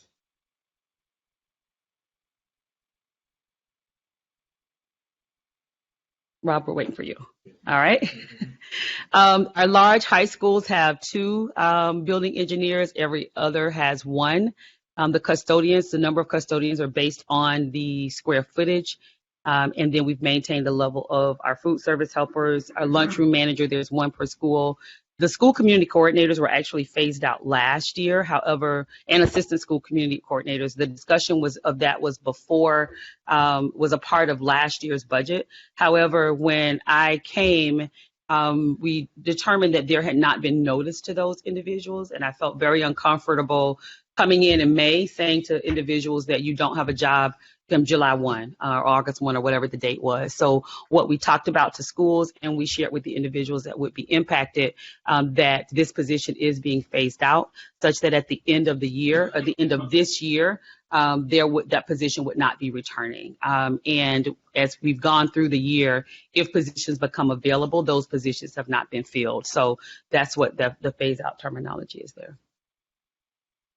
Same for this is another area that throughout this year we want to dig into just a little bit more in terms of support, but this is our office assistant teams that are in buildings. There hasn't been a change with how that's been done, but there has been some feedback from our elementary schools specifically around elementary support and what that looks like. So that'll be something that we'll be collecting more data on this year as we prepare for 24-25.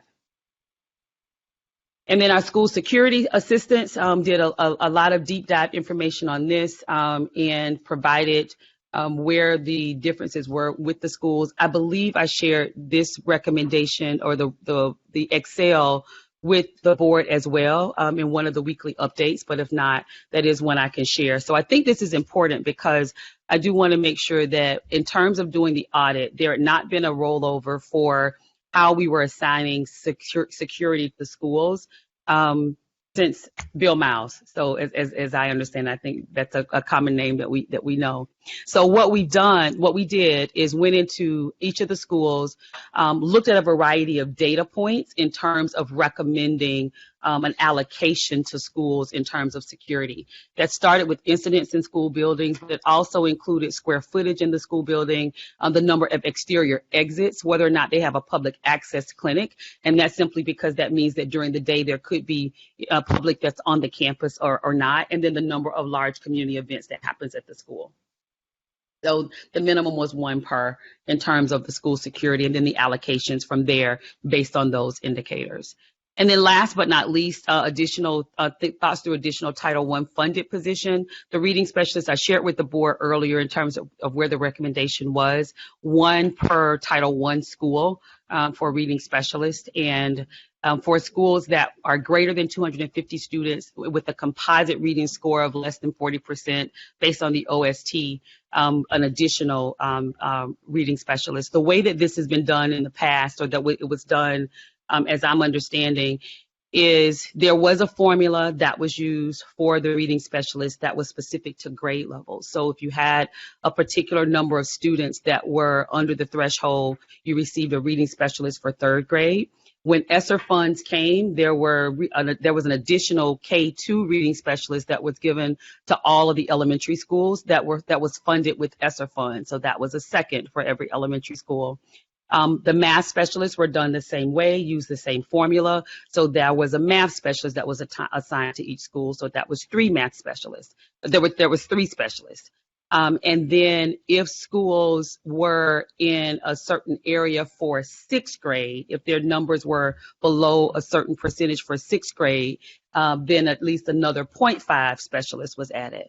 And so we find that some of our schools, very few, but some of them had as many as 4 specialists that are in the school building based on that data. So looking at this year, moving forward, thinking about both providing support to schools, but also not exacerbating the vacancy concern because we have individuals that are not directly tied to students in the classroom environment. The math specialists, based on funding, would be assigned to the schools. And then in terms of overall specialists, no more than 3 per school building as we're thinking about vacancies. And then ELL support, the assistant school community coordinator, based on the ELL index. I think that might be the last slide. I'll start with the board in terms of questions, and I know we might have to break and come back to this part because Dan has to leave. Well, appreciate Superintendent. And we'll do board questions first, and then I want to make sure I share with folks that one artifact of my tenure on the board has been a lot of COVID for the first couple of years, and we didn't really have a lot of guests. Sometimes we were limited on the number of people we could have in board work sessions. But I want to thank Julie for pointing out something I hadn't seen in that contract, which is that the Federation president does have a right to speak at public board meetings, including this one. And so what we're going to do is I want to give board members a chance to ask questions. Once we've done that, I want to give Julie a chance to share anything or ask any questions. We are going to break at 10:30 to do our exec session with Dan before we lose him at 11. But if we're not done with this, we can pick it up when that's over. Great. Okay. Thank you. So we'll hear from everybody who's got questions, concerns, and we'll start with board members. Mike. Thank you, Ben. So just a couple of thank you for the super comprehensive presentation of the workshop, not the worksheet. I just have. Change it right now. No, I love it. I just have 2. Sorry about my voice. I rocked pretty good last night. But I have just 2 questions. So one. The art, music, and PE, that is a cut. Yes or no? It's to not. 0.5. It's not. That's the way it was this year. Okay. But what that says is for every 7 load-bearing teachers, schools get an additional elective. Okay. But included in that, they have to have at least 0.5 of art, 0.5 of music, 0.5 of PE. So that's a requirement. So there are some that have an entire FTE in that area, but they have to have at least one. So there's not a cut. When we did run the allocations, we did find, I want to say it was yesterday or so, that in some of the allocations, there was a difference of about 14 positions. There was something that happened unique in the formula. And so those schools may have thought that they would have a reduction, but there's actually not. So I don't know if you want to speak to that. Yeah, so when they ran the original formulas, they forgot to include the self-contained teachers as load-bearing. So the schools that have a lot of self-contained classes may have originally looked like they were going to lose a PAM teacher because they didn't have, if there's 3 classes, then that's, makes a difference. So that was discovered, and I think it was communicated out yesterday that they were being added back. It was just a mistake. Okay, cool. Thank you. Now, my only other one, and I should probably know this because I know it happened before you were here, but I don't know it, and so maybe somebody else can help me. For the community coordinator piece, not so much that, the assistant community coordinator piece, that's a collectively bargained position, yes? Assistant is. So and this maybe it's for whoever can answer then. So I don't necessarily need to know the history of it because again, I know what happened before this. Probably for Dan, I don't know. How do you phase out a position out of a CBA? I'm just curious because I know it happened and we were a part of it, so I'm not pointing fingers. I'm just curious, like how does that? You don't have to have it. Okay. There's positions. So essentially, and I Okay. actually think this particular position in terms of the ELL positions, and then we'll go to Dan, but the positions in terms of the ELL position, I actually think is listed as assistant school community coordinator. Okay. I think the role that they're in right now is school community coordinator. That was done previously for ELL support. So that may be a change. So Rob, if you'll make sure that we make that update. But essentially what that means is if you have the position, that's the union that the position is in, but there is not a requirement to have the position. Okay. So Dan, I don't know if you want to add. There's a difference between the position. So once, if the positions are not.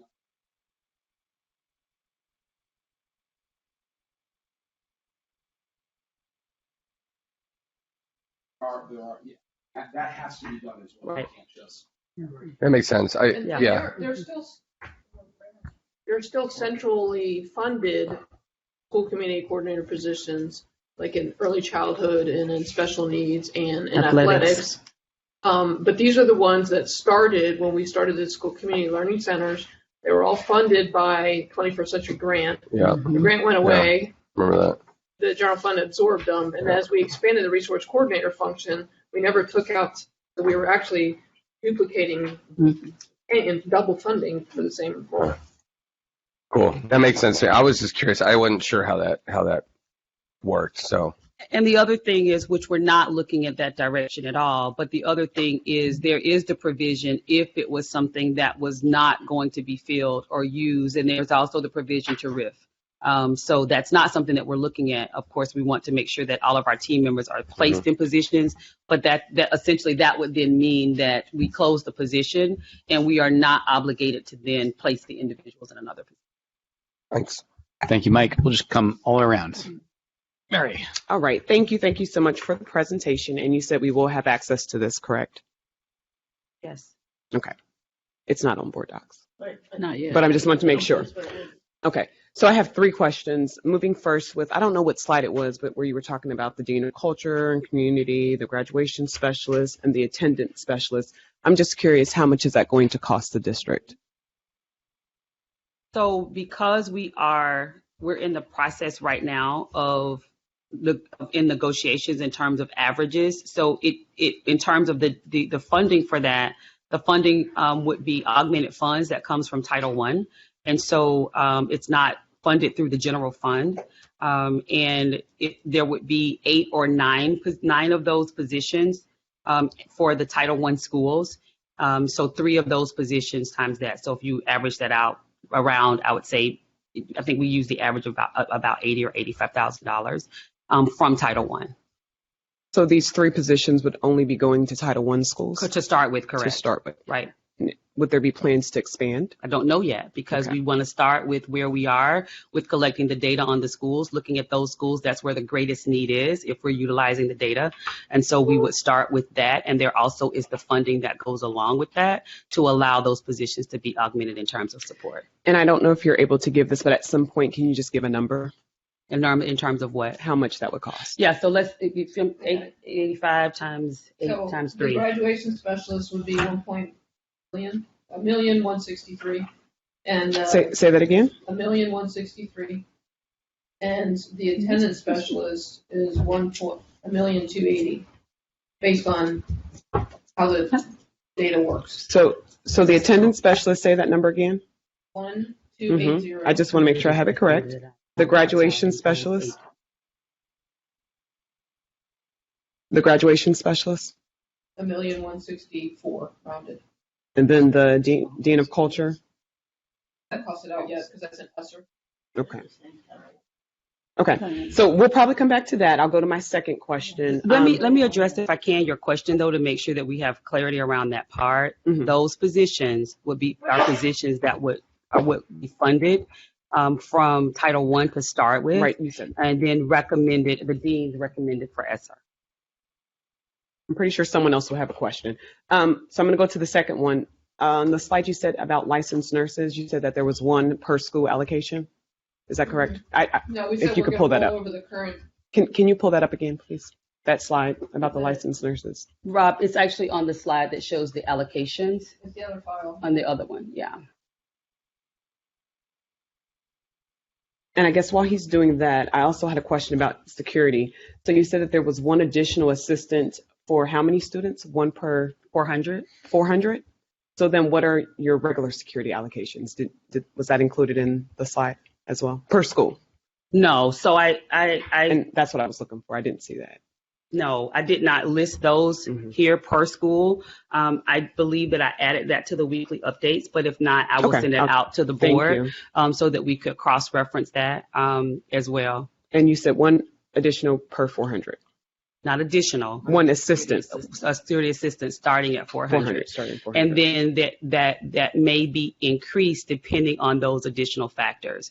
So overall, as we look at the factors, the recommendation for this year would be an overall increase of 4 security personnel for the entire district, but looking at the individual factors for where they are. Okay, and then the slide, I don't remember what slide it was about the The licensed nurse. technical Yeah. nurse, Go to work. there's only Just a keep couple going. of them in the district. Right.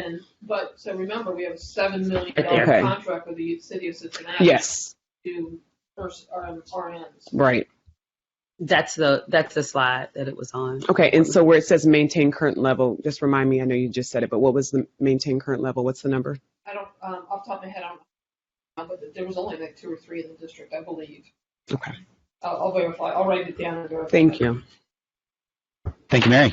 Was that your 3? That was my 3. Great. So we're going to do one more. I think it depends how fast it is, but try to do Carolyn and then see where we are relative to 10:30. We might break, come back. Yeah, my questions are relatively minor. One of my questions was Mike asked, and it was about the community coordinators. But so help me understand. This is a lot of information for me to process, and I'll look at it again. So this is that you're giving us information about what the landscape looks like right now, right? For the upcoming year, for our budget. This is for FY24, yes. FY24, okay. So, and previously when you were talking about the funding, equity-based or whatever the terminology is, we're looking at the school-based allocations and how they allocate the dollars. And then looking at some of the content areas I see, and I'm going to use paras as an example. We know that there's a shortage on paras. We're having trouble. So the numbers like allocated per classroom, like 1 para per preschool, the reality of it is we haven't been able to fulfill that. That's correct. So that's having some impact on learning or, stability in that classroom. And so I'm assuming, it's not a question, but I'm assuming that we're working on, and I know we've had employment fairs and all of that, but I think shortages across all of these disciplines are creating issues for us. And so the dollars are in reserve at the school because they're getting a budget for the full amount of positions, but they're not utilizing the dollars because the positions aren't filled. Well, the dollars. Okay. And that's not a question. I'm just trying to think about how that is working for us. So I understand that previously the individual staffing formulas were not necessarily shared with the board, as I understand. One of the reasons, sometimes it's because of some of the questions that I get, but the other is this has been shared with principals. And so really trying to make sure that everyone understands how these numbers have been determined. And more importantly, that especially in the area of teachers, there has not been a change from last year to this year. I think the other thing that we are going to need to look at and address at some point, and I know that my partner is going to kick me when I say this, but one of the challenges that we have with paras is their hourly rate. And their hourly rate. Mm-hmm. So when we think about the requirements for that position and where a individual with those same requirements can go in the community and get a job, they can get a job making more in other areas than what we are able to pay them. And so I think that that's just but it goes along with all of the conversations around salary. So to your point, yes, there is a struggle in that area. But one of the greatest challenges there, you know, and we know, I mean, if you can go to White Castle and get a job for $20 an hour, or you can go clean Metro, which they're paying $25 an hour to do that, and not have some of the excitement that happens in a classroom environment, you know, which do you pick? So I think that that's something that we have to think about. It definitely is an issue. Yeah, definitely. Okay. All right, thank you. So let's then, I'm going to stagger a wild hypothesis that your questions last more than a minute and a half. Oh my, yes. Yeah, okay. So given papers. that, given that, I think, Right there. so is there, Oh, no. is there anyone who would like to make a motion that we recess into executive session to consider employee of a public official? Yeah, we will make sure that there's a chance, because board members haven't finished. I want to get Julie in too. And this is going to be 30 minutes, and at 11 o'clock, we'll be back. I'll make a motion. So moved. Thank you. Thank you, Dr. Moffitt, for the motion. Thank you, Mr. Morosky, for the second. Would you call the vote, please, Ms. Wagner? Did you state the purpose of the executive session? Employment of a public official. Thank you. Mhm. Ms. Bolton? Aye. Mr. Craig? Yes. Ms. Jones? Yes. Dr. Moffitt? Yes. Mr. Morosky? Yep. Mrs. Weinberg? She said yes. President Lindy? Yes. Wonderful. Board is recessed in executive session. We'll return.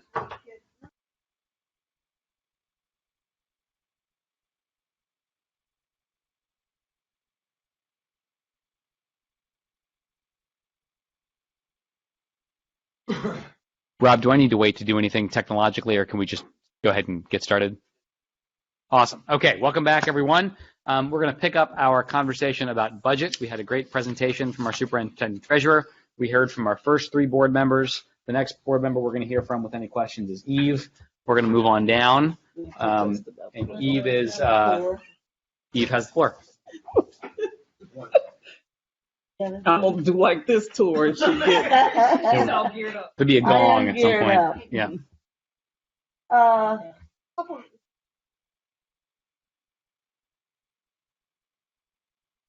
And I know it's somewhat of a change in approach. I appreciate the specificity being shared with the whole board.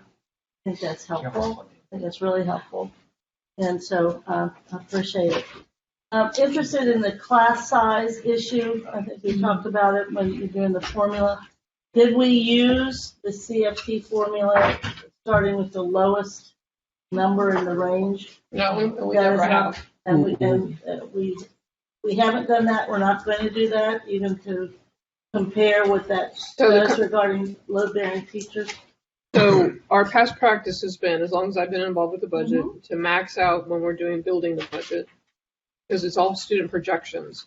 So in September, when the children show up where they're really going to show up, is we right size, and there is value in not maxing out at that time to allow for one or two students to pop in, so you don't have to hire another teacher and disrupt an entire classroom. There's valid conversation about that, but our past practice has been used when you're building the budget to max out the class size. Okay, I would like to see what the comparatives are. Whether you send it to the schools or you don't, I think it would be interesting, because we are unfortunately guided by these district-wide kind of CBA requirements. Just using that requirement to see what it looks like at the lowest level instead of maxing out. I understand the wisdom totally of maxing out because we have TAC. I don't like TAC. I don't like overload. So that's just that I really appreciate it just to see what it looks like, because I'm a little worried about the load-bearing teacher kind of stuff here. Okay, so just to be clear on your question, sorry if I interrupted you, but you want me to compare the maximum to the lowest level? With the lowest in the CFT range Okay. of determining. And you do realize you'll be significantly reducing the paraprofessional staffing. Yes, I do. Okay. Well, we can't find them anyway. Here's part of the reality. Stating it. You know, and the paraprofessional, that is also the fault of their union, who will not negotiate separate units within their union. That's the terrible thing regarding for the paras or the security people, because it has to be across the board of all of their units, and that's just holding everybody back from an equity standpoint. And I wish we could fix that. When we're talking about how shall I say it?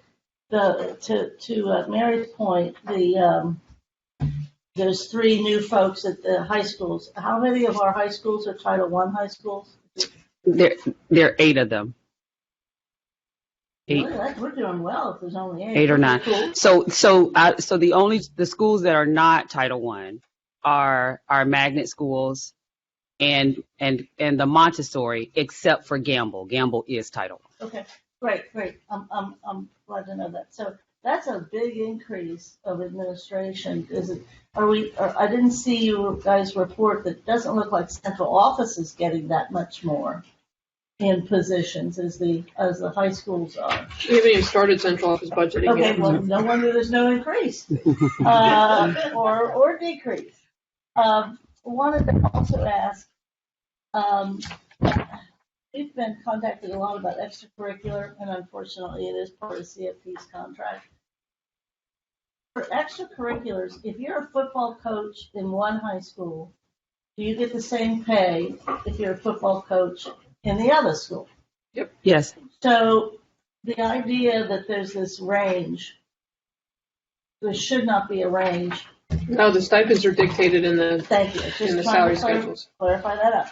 That's my understanding of how it's supposed to be. If I could add something here, though, I think and Schedule E, we're talking about Schedule E, but Schedule E is the next layer of conversation that we'll be having. Right. We're doing a team right now to do additional feedback and recommendations about how we improve where we are with Schedule E. When we say that it's the same, based on the CBA, it is the same. If you have schools that go into the agreement, go into Schedule E, and select additional stipends to give to individuals, we would not necessarily, that's not something that we organize or dictate. That comes from the school level. So in terms of what's given at the district level for the staffing, it's based on what's in Schedule E. Yeah, I'll go on the record that we are more competitive in the generic numbers anyway. I agree. So increases are important. Let me ask this: the 565. You're talking in terms of the balanced budget. And this is a very basic, because I have to do basic questions myself here. Is that what's matching the revenue? What are you counting as revenue for 565? It's what's in the 5-year forecast. So what goes into the general fund, which is state formula, property taxes, payment in lieu of taxes for the CRAs, TIF payments, and prior period reimbursements like Medicaid and E-rate. So when we're talking about this does not, that's 65, it doesn't include, what doesn't include as revenue? State and federal funds. State and federal funds. Or the or school ESSER, principal, locator, local grants. So this is strictly Fund 1. Right. And Yes. I'm loving that. That's good. The other piece of it is what's the amount of the additional dollars that we would be spending that are not necessarily the general fund, not part of the $565 million? So typically our state and federal grants are about $70 million. 10 of it goes to auxiliary services to the private parochial schools who serve our students through auxiliary. It's pass-through funding. And then there's around $80 million in ESSER that would be targeted for fiscal year 24. Do we have any targeted ESSER funds for 23? So for 25? No, because it Okay. ends September 24. I got it. Yep, I'm just saying, so the 80 is now the last that's left correct. of our significant ESSER amount. Yes. I'll go quickly, or try to.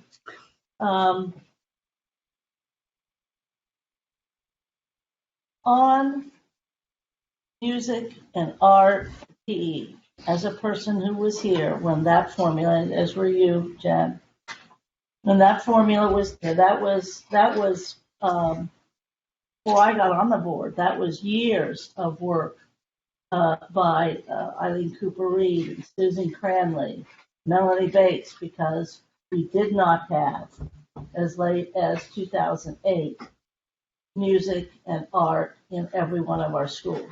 So correct. So when I first began with student-based budgeting, the FTE allocation went to the schools, and they could choose 3 musics and no art and no PE. It was, I don't remember when the board action happened, but the board action insisted that everybody have at least a half of each, so that every child was accessible, had access to those services. Yeah, and that half, and that was a board Yes. demand, basically. And that board demand then said half of this, half of that, half of that. Does that half, I think you talked about it, change with the amount of students? No, it's that you have to have at least a half. That's your minimum. But the more students you have, that drives the more load-bearing teachers you have, the more access FTEs you get allocated for those services. But whether or not the ILT is choosing music and art, is there any technical demand that music and art and PE and used to be technology too, I think somewhere in there, those are the 4. Does that go up? Or is the ILT allowed to get by with just 0.5 for each? That's correct. Okay, so what's happening at the school level is a decade-long demand by the boards over just 9, 10 different boards. If you think about just changing one member, it would seem to me that needs to be considered by the board as something I honestly think this board would want to increase and have more say over. So, I mean, just looking forward on music and art and PE, those sorts of things, I think there might be some issues there, some things to talk about anyway. And I have other stuff about the redundancy of nurses where we have school-based health centers. Are we looking into that? Like we did with community? I think this came up in Finance Committee, and we haven't had a chance to address it yet. Okay, but we are going to be looking at that since Yes. we have 20 some. That's great. And I'll kind of stop there because I think extracurricular. I'm gonna do it. I'm gonna do it.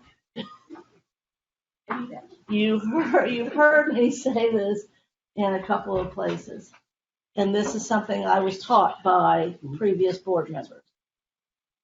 You have to have a certain critical mass of students at each site in order to be able to offer full programming. So where we have too few students, and I don't know what that definition is, it's not just comparing the capacity of the building, but it'd be great to look at that critical mass, because one of the inequitable things that's happening is where there are, and I believe this is true, I can't prove it, so I'm happy to have somebody disprove it, but where you have too few students, are we able to offer full programming? Or do we have to start to look at more consolidation or rearrangements or whatever? Mm-hmm. I want to throw that out there, because I'm telling you, this budget, and I've said it again and again, if I understand the superintendent and the treasurer well enough, and I understand where we might think our financial situation is, whether it's a reopener or whether it's these other loss of ESSER and whatever eventually, this is going to be a very different budget, and it's going to require a board that is willing to be courageous and do big things. And I applaud the specificity today, and I do celebrate the end of pooling. I say a prayer to the gods of schools every day that's gone, because there's more accountability. And Right. you're right. I haven't seen this kind of specificity since we left the blue books. So to add to your comment about the size of the building, the Yes. size of the student population Yeah. and programming, back in the facility master plan days, that size was 450. Mm-hmm. Okay, that was 10, 15 years ago. Yep. Thank you. I was looking for that. Thank you. Can I? Thank you. Thank you. And then we're going to keep going. I just a quick comment. I also think that the work of ad hoc may also impact that. So, I mean, there's sort of a plan laid out in terms of addressing some of what he's saying. I think. I don't know, Superintendent. I don't know. Well, that's a good I point. think the only thing that I want to just address or just respond to in terms of Board Member Bolton is the high school transformation piece and the conversation around administrative work. Our high schools are in trouble collectively. I don't think that there is a secret that they are. This is work that I really, really deeply know and know what we really need to look at in terms of being able to get the foundation right in our high schools for them to have the kind of movement we're talking about. And so, and it's going to take a little bit of time, but in terms of that, these are the areas that, to really begin to focus on, to even start to talk about leveling the playing field for especially our neighborhood high schools, what I'm calling neighborhood, our high schools, our non-magnet Montessori, and the population at Gamble is different than the population, of course, at the other magnet Montessori. So that is the purpose of thinking about these roles. It's really to begin to go deeply into the work that's needed in the high schools, to really address the systemic challenges that are in the high schools. Is not just about adding administrators, it's adding individuals that are able to lead the level of work with district oversight, lead the level of work that's going to be necessary to get the transformation that we're looking for in high school. So I just wanted to be able to address that. Respond real quickly to that, so real quick. Yes, real quick, and then we're going to hear from Mr. Craig, as he's now had Ms. Jones and both the superintendent should get a chance to respond, and Ms. Bolton. I want to give him a chance to. You will not have any fight from me about dealing with our high schools. Too many years that only Chris Nelms and I were the seven were the high school priority people. But also in that high school piece is that almost all of our high schools are well overcrowded, have way too many people, and we, to ad hoc's point, we have to figure that out because at the end of our years, high school, and at the beginning of our years is where we have the enrollment wealth, so to speak. And we've also gone through at least 5 major initiatives over these many years about high school. Some of it's worked, some of it hasn't. So I applaud trying to figure this out. All right, Mr. Craig, floor is yours. He's on finance too, watch out. I'll be a little more brief than Board Member Bolton. But I want to say first, though, that I think it's helpful to see the timeline. It's helpful to see kind of idea of where we are in the process. I think one of the things that does raise a little concern to me is in just our ability in that process of the timeline to be able to adjust to things that are coming up that are expected to be, decisions to be on. And I know, Superintendent, you mentioned earlier that the earlier we can make some of these decisions, the easier it is for us to put them into the budget. But I guess maybe the first question I have is realistically, when do we need to have all of those factors decided to be able to make a budget that at least we can say fundamentally is where it is? I mean, we recognize that a budget is a projection, that your actual spending may differ at times, but to fully understand where the budget is, where do we need to have that information ready?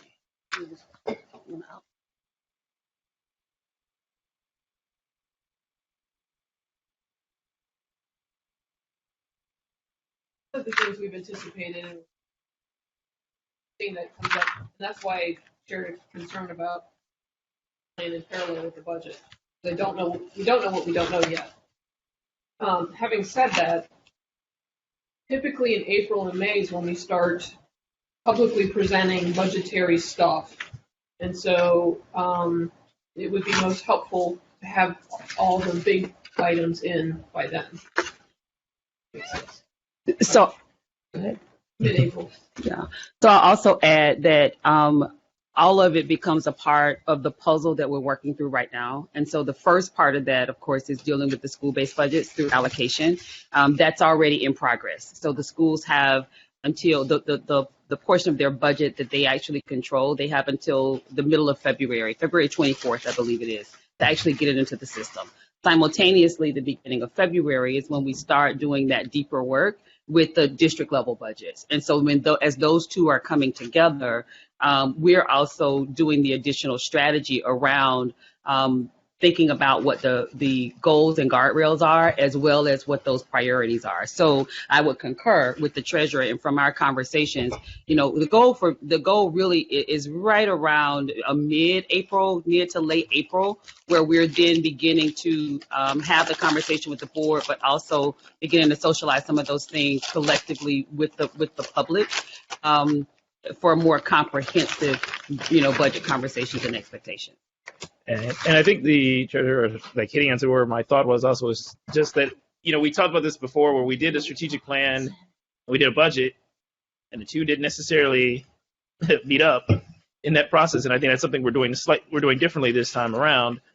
But with that being said, I think that sometimes also helps shape, what you can actually afford to do.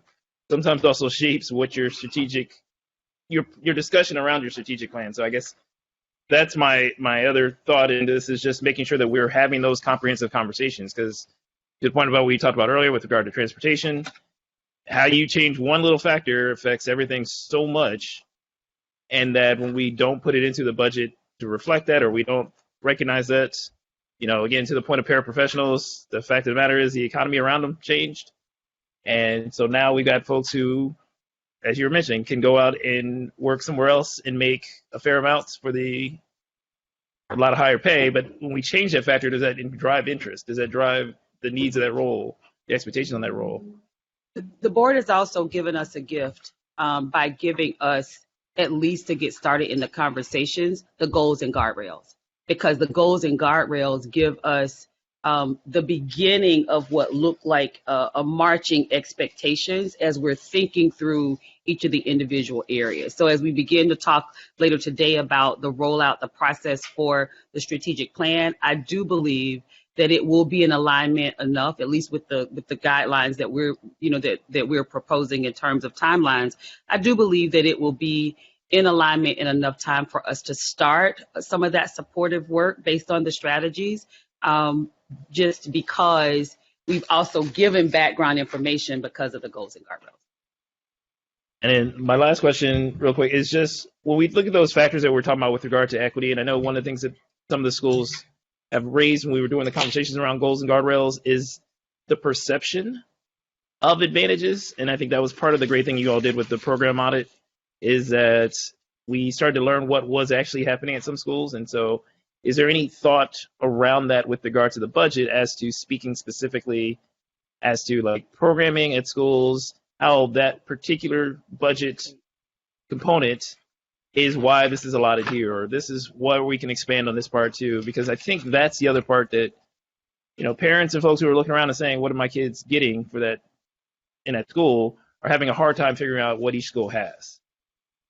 I think it's twofold. To answer your question, the first part of that, I would say yes. So as we think about the equity index, that is in parallel with programming and what we found out about programming. And so when we talked about those three areas that we then look at as we go through appeals process, one is appeals process in terms of staffing, but the other is what's actually happened in terms of the curriculum, the expectations in the school building, and that's the other area that we're focused on. So the breakdown, as you see the connection to the budget, kind of as the parent guideline, if you will, and I'm saying parent in terms of indexing, so a parent versus parent-child indexing, you see in the area of programming, if this is an additional budget priority and support that's being provided because of the programming. So that would be, maintaining the class size expectation, looking at overall school improvement and what those resources are around school improvement. And the other area was school programming. Thank you, Mr. Craig. Dr. Moffitt. So thank you so much for the report. presentation. It's definitely clarified a few things, and for the risk of sounding redundant to the 600 people that just went, a lot of my questions have already gone and been answered or addressed. So I'll just really basically reflect on some things that are a little concerning, but you've kind of answered them a little bit. On slide number 12, when Jen was giving the historical perspective, and she mentioned that a lot of the schools historically were asking for the same thing, and that wasn't equity. That means that there's a need across the district, but the equity piece is the amounts that go to the schools. And so, and I know you know that, Jen, so it was not a criticism of you. It was just kind of like, but if there's a need across all of the schools that's specific, I just get concerned about as a district, we're centralizing things based on funding, because on slide 18 we said it's based on funding versus based on the needs of the school. And so that just kind of concerns me a little bit, because if they're all asking for the same thing, are we reducing it because it doesn't fit into a formula or it doesn't mathematically add up, but the need of the school is still consistent? So I'll give you an example. So if the school had 5 paras, and we're saying, okay, you're going to go down to 1 para because numerically it should be 1 para. They had 5, so they had that need. If there was a need to go down and reduce them by so much, strictly quantitatively, I get that, but they know that there was a need there. Are we impacting the education of these schools based on our calculations? How are we impacting the learning? So let me address the historical equity thing.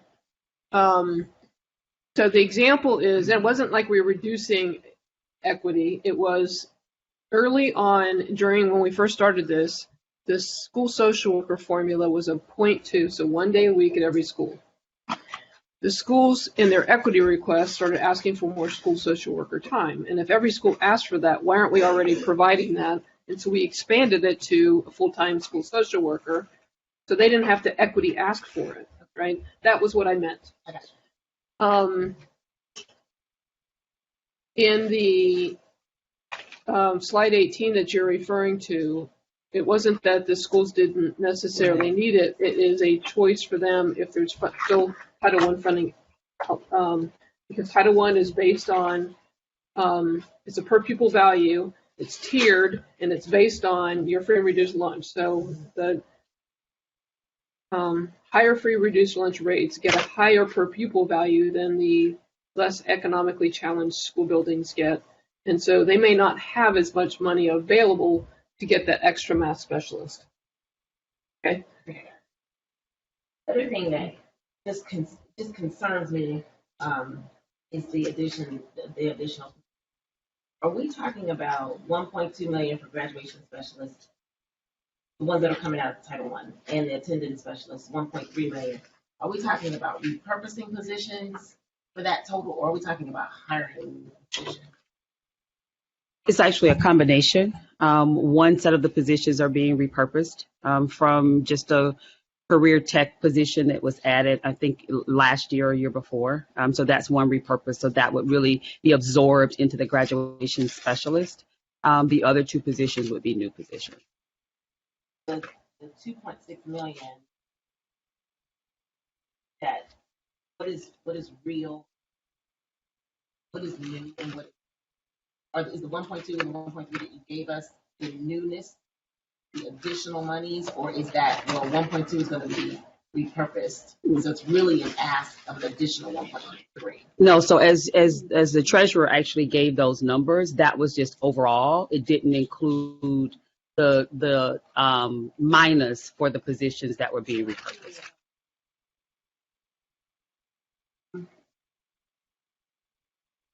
Are the monies that are not being used at schools, so for instance, Jennifer, you spoke about, when we talked about union negotiations for positions that are currently there, but if they're not being filled, then we don't have to fill them. That kind of gave me a little chills. But are the monies that are not being used at the schools being absorbed So let me address the first thing first. So what I was saying was just because it's in a salary table in a collective bargaining agreement doesn't mean we have to budget for it. If the positions are budgeted, they're the school's positions. And HR does their best to fill those positions. If they're not filled, then we have a conversation about what could that money be repurposed to do if they can't fill the position. And it could be that they might need a outsourced contract to help with something. I don't know. But it's not, we don't give them positions and then say we're not going to spend it. You know what I'm saying? No, I think I'm asking more specifically, like if, and again, I'm going to use this, but it may not be applicable. Like if they need a resource coordinator and that position has been open for a while, but so that on the books, they need one. They haven't been able to get one. Are we saying in this budget moving forward, well, okay, you've been operating without a resource coordinator, so we're going to take that now from you? No. So that's really my question. And then I did have some additional questions around the security piece because we don't have full complement of security now. So the whole, it kind of confused me a little bit with the 1 to 400 for an assistant security. But I think that kind of been answered, and I think I needed just a little bit more information. So let me just give you a little bit of history. So back in the Bill Miles day, Bill and Ralph and Dan Dahm went and did an app because we did not have a formula for security. We used to give them, like we do with the PAM, we would say based on your student enrollment, you can have a free civil servant FTE.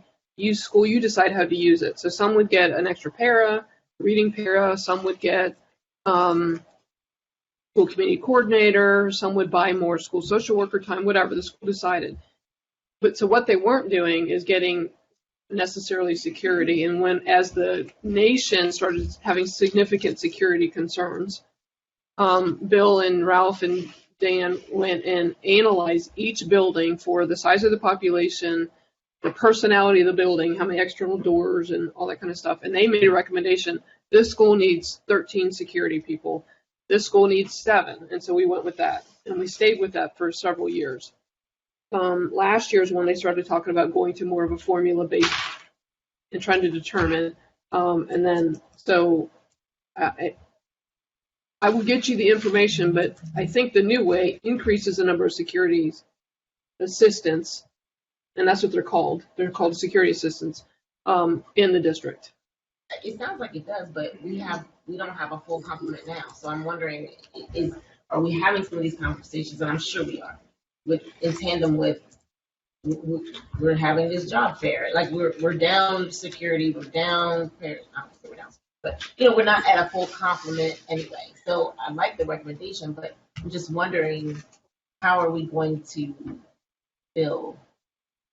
Yeah, so I'll address that. I just said to the board, because of the nature of the information that's in the document around security, I do think that that's one that would be most appropriate just share it with the board because it would be in the area of thinking about crisis and crisis management, and some of that information you don't necessarily share publicly.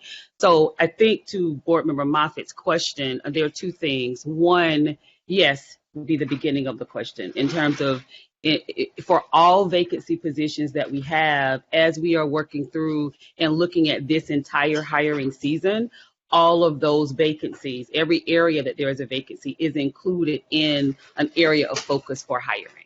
So that will be the first thing, starting with where some of the vacancies are now, right? So that's first. We've never actually stopped recruiting for the positions that are vacant. We continue to recruit for those because our belief is if we can hire the person for now, it really just gives us a jump start on where we would need to be for next year. So that would be the first.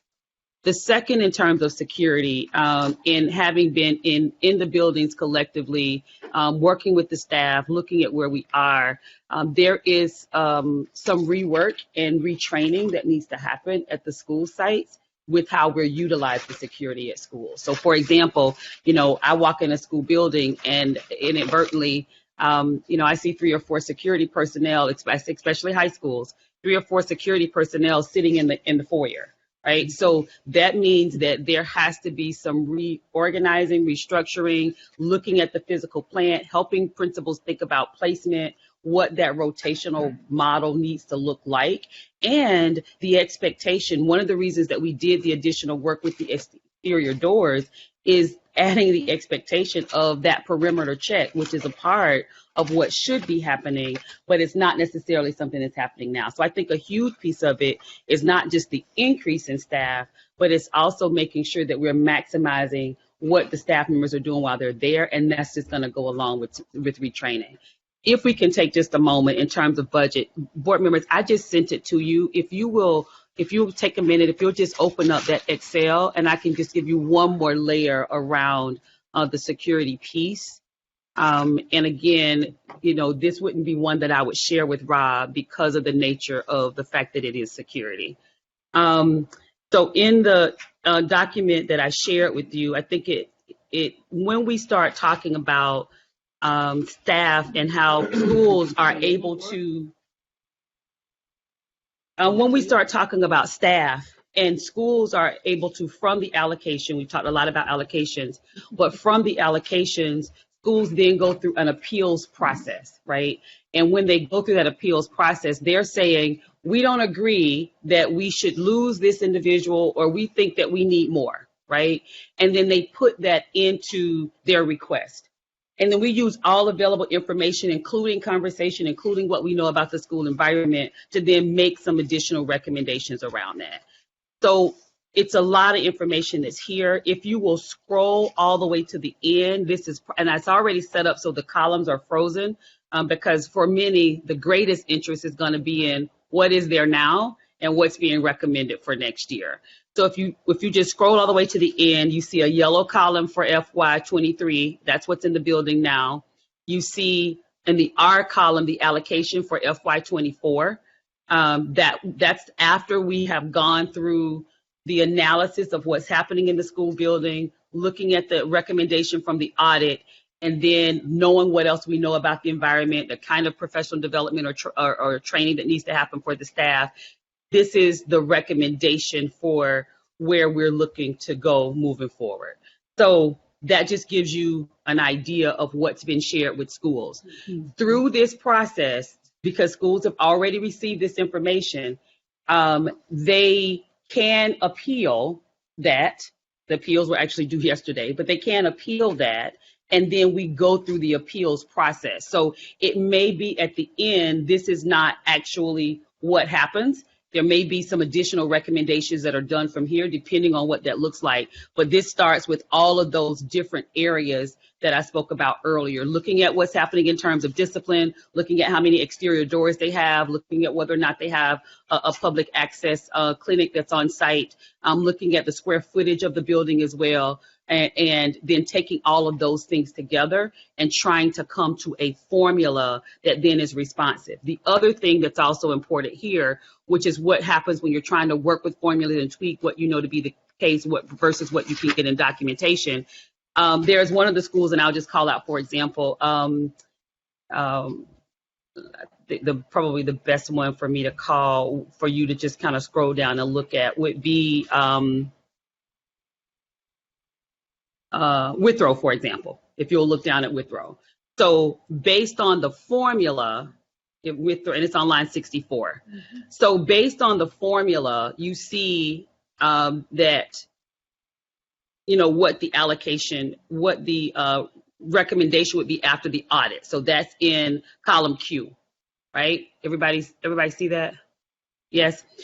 However, with what we already know about the building and what they currently have, that number would not work, right, in terms of what they're needing in terms of security. Now, there's a lot of work to do around the efficacy of what's happening there, but in terms of just that number alone, that wouldn't be the best recommendation. So that's where, we then take what we know about the school and go from there. So that happens to also be an environment, and I didn't drop that in, where they've operated with that number now. And so it's really not an overall change as much as it is looking at, okay, this is where we need to go moving forward. The school may do an appeal and say, this is why we need X. And then that's something that we address. So answer some additional questions. I do ask that we do allow us to go through the appeals process because this, again, gives us opportunity to, we have more about what we're recommending after we go through appeal. So I will, I'll hold the rest of my questions about this because I guess I just have a question. Overall, this is a great example. Thank you for sharing it. But if the formula says one thing, but they've been operating under something different because of best practices, how far off is that? You know, the fact that the formula is off is what is concerning to me. And because it just shouldn't be quantitative, if that makes sense. You know, it just shouldn't be on a number. But again, I'll wait until everything is factored in. So, but thank you for sharing. And I think the other point to what you share is that's one of the ways that you get to the right fit for the formula, right? If it was just the formula, then there would not be the space for appeals. There wouldn't be the space for conversation about it. If it is truly best practice, then that's a different conversation because in some of these instances, what's currently happening, maybe it was thought to be best practice, but what you actually see as you're in the building and in the school site doesn't necessarily support that it is. So I think that, you know, it's a little bit of both, but trying to take all of that data and then ultimately get to a formula that does speak to those areas to make it quantifiable as much as possible. Thank you, Kareem. Thank you, Superintendent. So I think everybody's gone except me, and then we'll give a chance to hear from Julie too. I think this is my 4th year on the school board, and this is the most detail about budget school-based allocations that at least I've ever experienced. I've served on finance committee, so I just want to say thank you. I learned a lot. It was very, very, very helpful. And I think the only things I want to share is my excitement and enthusiasm for the new high school rules. The reason I want to pull that out is a couple-fold.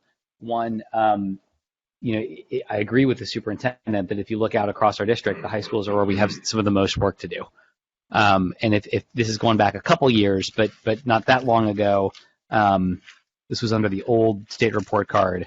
Only about 29% of our high schoolers were passing the Algebra 1 test. That's less than 1 in 3.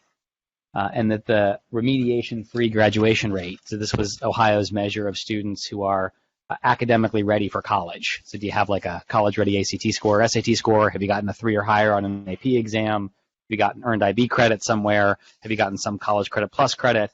That remediation-free graduation rate number for our district, when you factor out Walnut, was 8%. That's fewer than 1 in 10 high school students. So from my perspective, thinking about the needs of children and what we want to offer for our city, this focus on our high schools is just incredibly important. The other reason I'm really excited about it is I do think we've hired a superintendent who knows a great deal about this particular area. You all have heard me say this before, but when she was a principal of the lowest performing high school in the state of Florida and turned that school from an F into a B in 4 years, 5 years? 4 years. And so then went on to oversee the principals of all the DNF rated schools in the Jacksonville schools. So are there other topics that matter a lot in this budget? Absolutely.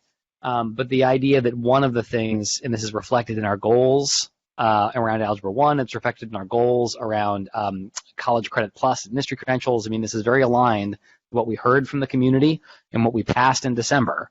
And there's a plan that will cost some money, but it targets something that really matters, I think, informed by some real experience and some real results. So I want to acknowledge that we have miles to go before we sleep on this budget, and there will be all kinds of issues that we have to figure out together. I just wanted to share some early support and enthusiasm for really taking on something that matters with a real strategy. So thank you. I shared this earlier that one of the pieces that we do have in our contract with the teachers union is that the Federation president can certainly attend but also speak at any public meeting like this one. So we had a great presentation from our administration. We got a chance to hear from every board member. I do want to give Julie a chance to share what she'd like to share, and then we'll probably move on to our next topic.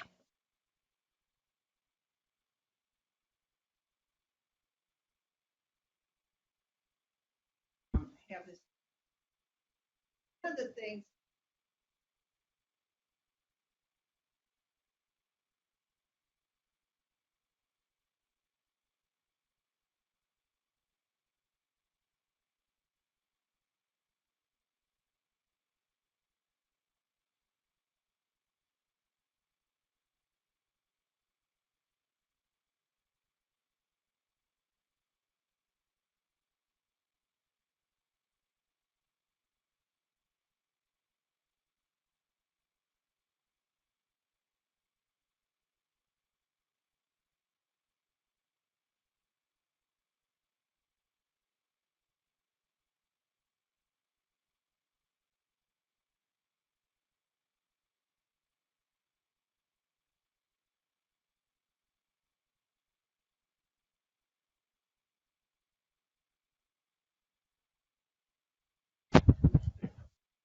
If you read the asterisk at the bottom, and I'm looking at this one with the red line because this was a change, and maybe whoever did the formulas in the treasurer's office wasn't aware.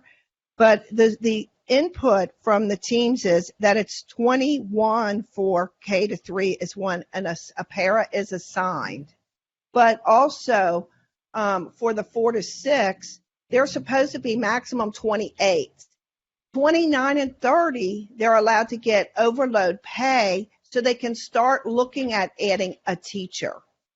And so why are we staffing our elementary schools at the maximum overload above and beyond what they are supposed to be at, where we are mandating that they get paid overload pay and they have a para in the classroom? That is ridiculous. Those paras aren't there. I can go with you. We received the school budgets, which we've been asking for weeks. I received them Wednesday afternoon. I've made a binder of every single school in this district. I created a spreadsheet of what is going on with enrollment, certificated staff, PAM, tech. They've cut most of the tech out of the elementary schools. Now, this is maybe where there is the new administration isn't aware. That tech is not like tech support of what was in the high school to keep computers running. Those were classes. And if you look at our contract under assignment of specialists and librarians, the elementary teacher librarians are also the media specialists.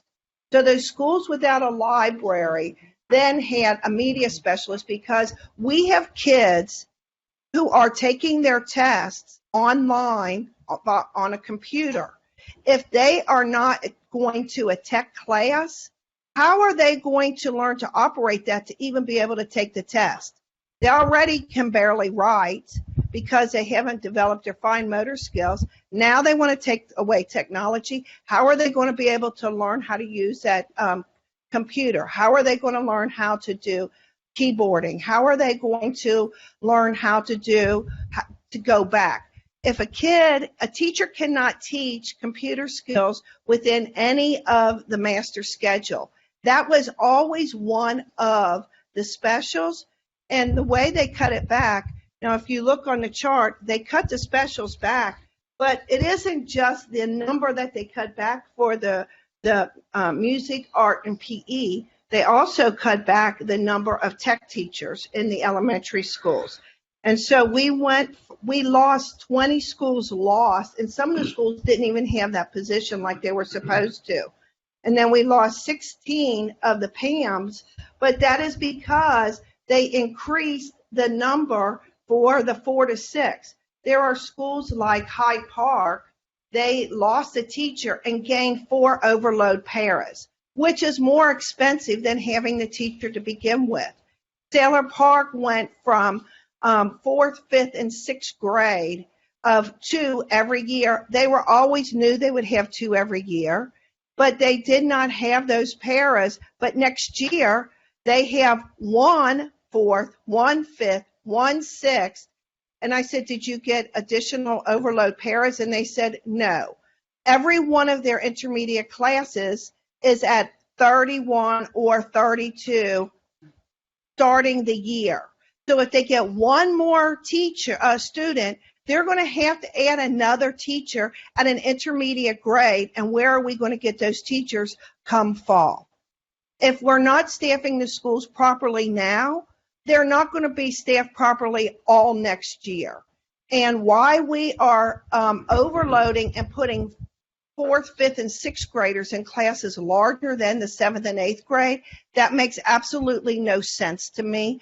Our classrooms, based on the facility master plan, if you look at the square footage, actually the size of those classrooms, we probably should only have about 25 kids. I think it's 24 to 25 kids per classroom based on the square footage of these new buildings. For the enrollments, when they said that they were basing it on enrollment, they're not looking at staff. They just use some kind of computer program that I've never heard of. So, for example, at AME, they are gaining 21 students in the projections, but they lost 6.5 certificated staff. They're down 2.25 on the PAM, and they lost their tech teacher, the computer teacher. AME, or AWL, they say it's going to lose 7 students, which I doubt because they're always getting students all year long. They lost 2.25 teachers, and they lost a 0.25 in their PAM. And so I'm not sure how they are calculating these, how many people there should be. Carson is maxed out in that building. That building was not designed for 700, but they added additional seats in those ELAs. But the hallways, there's not more bathrooms, there's not larger cafeterias, there's not wider hallways based on the number of kids in that building. They say that next year they're going to have 24 more students, but they lost 5 certificated teachers, and they lost one of their PAM, and they lost their tech. So actually they're losing 2 people on the planning bells. Case, they're down 22 students, and they lost 6.75 teachers. Now that 0.25, the only thing, it was mostly in the music, and I believe that they were calculating the itinerant. So by cutting that, you're cutting itinerant services to every single elementary school out there, which is where we have worked really hard, and really it needs to be increased from 1 day a week to more than 1 day a week, so that we have kids who will have the skills to go into band when they enter high school. And so I don't think, we were not a part of any of these conversations, and it really upsets me that people in this central office who are doing things on pieces of paper are making decisions for what's happening in our schools, and they're creating unsafe environments. Digital Academy, we're done pretty much with COVID. Their enrollment projections are 230 more than what they have this year. Why would Digital Academy increase their enrollment by 230? That's beyond me. I have no clue. Fairview is lost. They're losing 24 students. How do they know that when they have not finished and completed their open enrollment in the magnet lottery? That school should pretty much stay the same on enrollment, but they're losing 4.25 teachers, and they're losing 0.75 on their specials. Now, that's because they're losing them because they maxed those 4 to 6 classrooms out, and that's what's happening probably if you go in and look at the data by grade level. There's another one. Hughes STEM is going to get 56 more kids, but they're losing 1.6 teachers. Hyde Park School is getting projected 9 more students, and they're losing 3.7 teachers, and that's probably in their intermediate. The John P. Parker, they're saying, is losing 22. They're losing 5 teachers. Mount Airy is gaining 7 students, but they're still losing 4.95 teachers. They're losing a tech. They're losing PAM. They're losing everything. This is not even counting any of the civil service positions. Reese Price, which we know has had a really difficult time with staffing, They're projected to lose 22 students, but they're losing Julie, 7.52 teachers. that's been about 8 minutes. Could we do two more? Okay, 2 more minutes. So I'm talking about security is being cut. I went in and did a quick ad about security just for the high schools. They're down 15 security in the high schools. Some of the high schools like Woodward is losing 3 security people. Why would Woodward ever be losing 3 security? They can barely keep their security positions filled. And so there's vacancies throughout the year. So they will Woodward will only have 6 security next year for the whole school. Gamble is losing security. That's a big building with a lot of doors. They're losing security. Dater's losing 3 security. Clark is losing 2 security, and they will only have 2 allocated for next year. Now, I understand that the title dollars haven't been allocated, and I've been asking I know for how long about when are the title dollars going to be allocated, because right now schools are in high stress and anxiety. There are teachers calling me that even their principal is crying because they're not going to be able to operate our schools with the amount of cuts that they're having to endure. Now, the staff was not told about additional dollars for title. I don't know how much that's going to be. Is it going to be enough to replace some of these cuts? I don't know. We don't know what's going to happen. But if we are going to have a budget of $5.65 million, I don't think we've had a budget that low since Mary Ronan was here. And so why are we cutting that much out of our budget? And is that cut out of our budget because we're not going to be putting that money over into that pooled funding? I don't know that, but those are the kinds of details that schools need to know and we need to know. Thank you, Julie. That's about 10 minutes. And there's way more here that you can see, but I have every single school and what is happening, and it's not right. Thank you for sharing. I have these documents if you all want to see them. Yeah, thank you. I think before it may be that we want to move into the next one, but if our administration wants to share anything in response, you don't have to, but if there's anything you want to share. Just a couple things really quickly, and thank you, Julie, for sharing.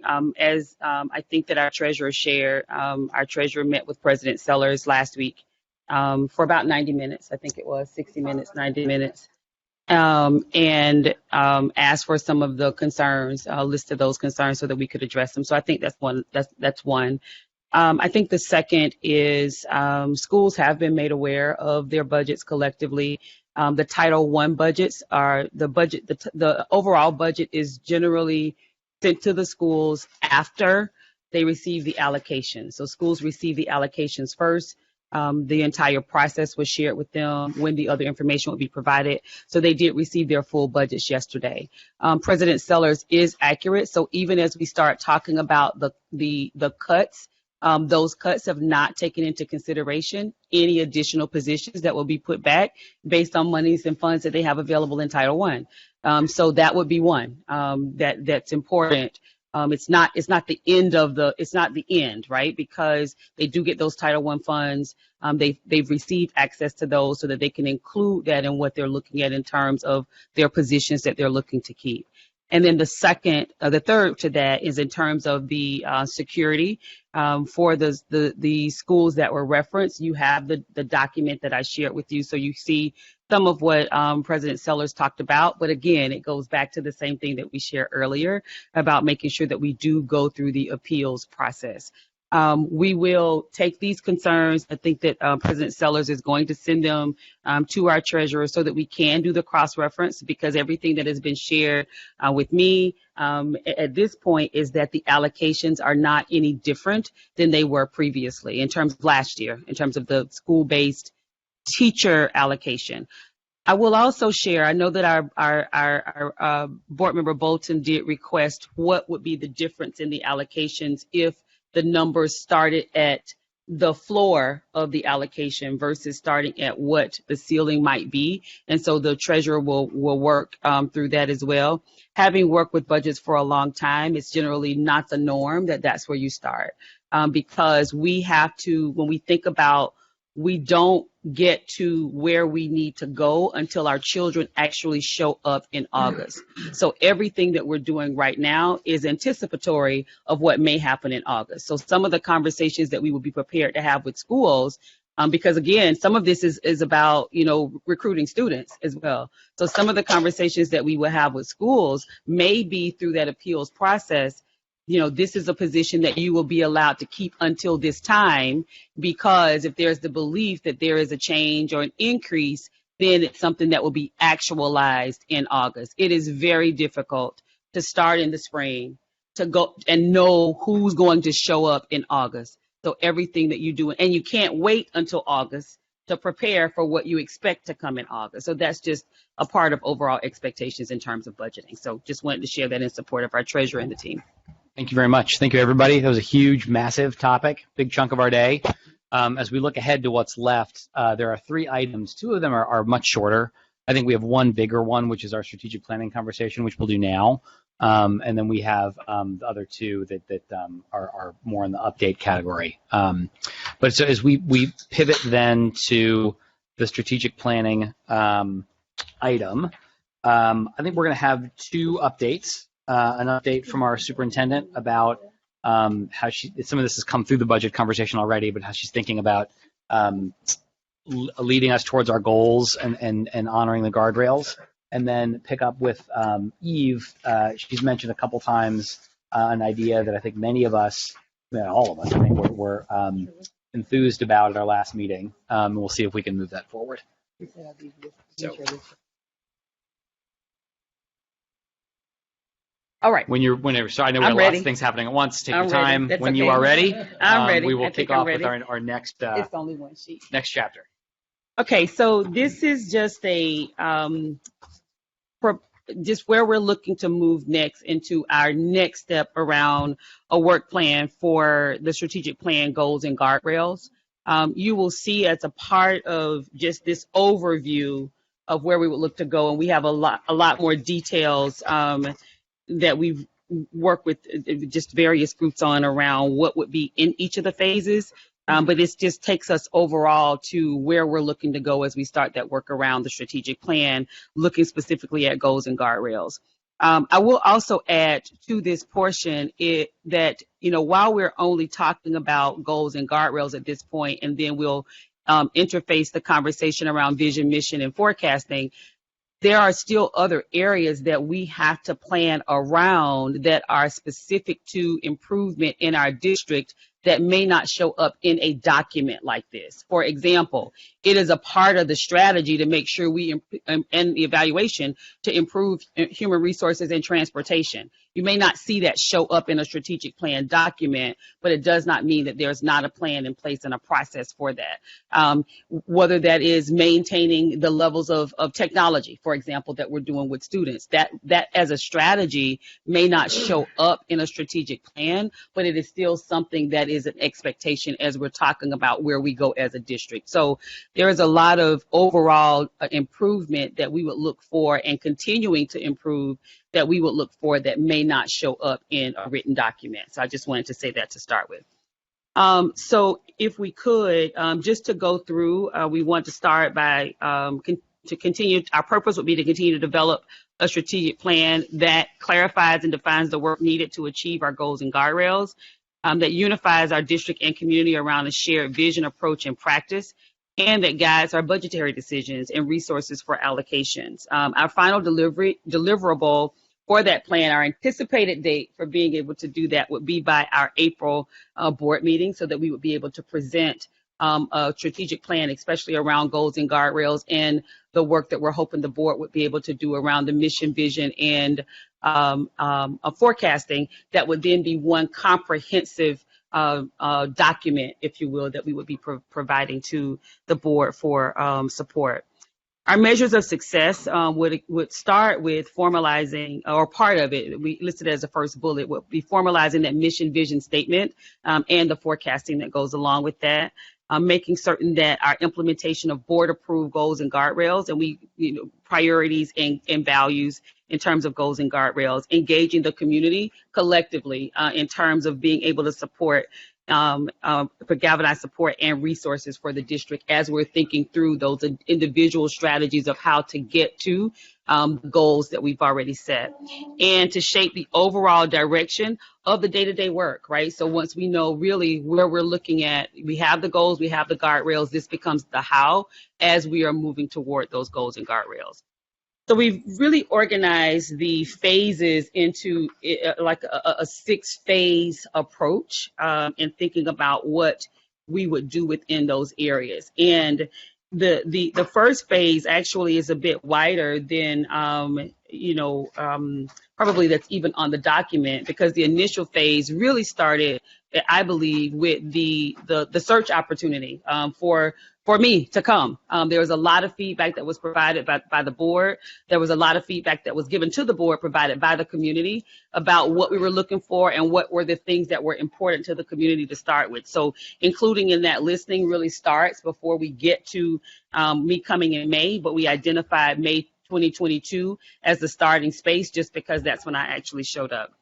And then moving into development, the board focused engagement around, as we talked about, vision and mission statements and multi-year forecasting, and the plan, process, and structure of the development for the goals and guardrails portion of the strategic plan. From there, moving into refinement. What does refinement look like? What is it that we are looking at? What recommendations that we have? How do we move in terms of improvement? Then going to the adoption phase, where we're presenting a final document to the board for approval. And then from there, beginning to continue to work through awareness, knowledge building across the community for what that work looks like, and then moving into full implementation. So that gives just an overview of our process. So for informational purposes, just the process that we would begin to embark on in terms of really moving to initiatives, interim goals that would then support the overall implementation of goals and guardrails. Thank you, Superintendent. We'll do questions in a sec, but I want to give Eve a chance to share either an update or reminder of what we had talked about in our last couple board meetings and how that overlays or interfaces with what's going on here. Thank you. I think we've all talked about this a number of times about the engagement piece, and the one piece that's missing still. And interestingly enough, it was missing too from the last strategic plan, because we didn't change the vision and mission from the previous effort. So that wasn't a strategic plan, but it was a board initiative, I think, back in 2014 or so. It looks like, based on your timeline, that what we have all talked about in public session, and it looks like phase 2 and 3 seem to be in part or almost in whole the idea that we perhaps go to the community and we dwell and dig deep and wide for a couple of months, and hopefully then create some sort of draft that can be, part 1 of a strategic plan. But that is specifically about vision, mission, and future or forecast. And so that the community has a part of building that. I think we said that at the focus groups on occasion. And I think it's something that does not prevent the superintendent's group to keep working on the guardrails and goals and develop an implementation for the strategic plan. And I would like to see if there's still great interest in having that community engagement and having it be related to what the community and us and the administration and whomever come up with, and that would be to find a vision, mission, and where does the district go? Now, I don't know. We don't know. We never came up with whether that's 3 years, 5 years, 10 years, or into, the next century or something. But I think it's something that would guide our work as a board. So, and I think it also is what the community still wants to see and be a part of. It wouldn't take more than those 2 months or so. I think we do need a third party to help facilitate that process with us and with the community. I personally think, and I don't know if everybody would agree, I would also like at least one of those sessions to call back the people that helped us on our goals and guardrail focus groups. In fact, because I thought they were very good, and yeah, And they asked for it. and they want to do it. At least I heard that too, and I think that's great. And then it could be, specific staff members. I think having alum and having our students also participate in that, and I think some regional leaders. And as it pertains to the future, maybe there's some experts from our universities or around that could tell us what the smart people, the expert people have been researching and reading about as to what the future does hold, as we plan and think and look into the future. So that's my short summary, because we've talked about it enough. I believe there's support for it. My preference is for a third party, still within the June 2023 deadline for the last RFP for this, when we got the Great City Schools folks. I think I would suggest, because they had great credibility with the community and I enjoyed their facilitation. I don't know that they're available at this kind of short notice or whatever. I would be supportive of getting Alma back, because they know us and we know them. And I would also think that they would, with some input, probably be the smart people to help design what those questions would be or how you do it. So that's just, and I think it fits within the superintendent's timeline. So that's does that do it? Yeah, that's great. And we'll have a chance to talk more, but I appreciate the introduction, Superintendent, and the introduction, Eve. And then before we go around, we'll start with Carolyn in just a second. That was a hand. Yes. You want to go first? You go ahead. Am I good now? No, I was going to say, if you'd like to go, I should probably, I'm happy to wait till the end. You go ahead. Okay. No, I wanted to give my 100% support for the recommendation around that. I think foundationally, we already have a solid foundation around community engagement that seemed to work. I think it probably needs to be fine-tuned, and I think there are folks who we didn't connect with that we can connect with. But the question around that is, I think also the superintendent probably has a group of folks who she meets with regularly. So the question about how do we fold those folks into the engagement process, or how we partner with you to fold those folks in, would be critical. I also would support a third party, and I think Alma, again, for the reasons that Ms. Bolton said, is that they know us well, and I felt like we worked well with them. My concern is that February 1 start time to the March, and of course costs. But, and if we can't get Alma, we got to start thinking, if we agree to do a third party, is maybe somebody local who's here who could do it. Thank you, Carolyn. This is a great natural transition. I think I wanted to share some just excitement and enthusiasm about how far this has come from where it was a couple of months ago, because I do think what makes me excited about the kind of joint proposal from the superintendent and from Eve is that we have two things happening in parallel. We have some real work, because it's budget season, and we have clear goals, we have clear guardrails. There's work to do to make sure that we're building our own ability to go get those outcomes for kids and for the community. And I appreciate the push on where there could be opportunities to continue to involve community members, to think beyond the next year or two, but big picture around vision and mission that hasn't been updated in a very long time. And I'm excited I take Carolyn's point 100% that this is ambitious. But let's get as close as we can, to make a difference quickly. But wanted to see like what other questions do people have? Yeah, Mary. I don't have a question, just have a comment. I always forget about this mic thing. I just wanted to say that I agree with my colleagues in the fact of getting a third party to come in and, of course, help.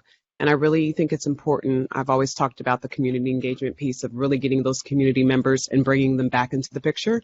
I think they'll be very appreciative of it, and I think it will help us move forward as well as we're trying to get that mission and our vision and our forecast as well.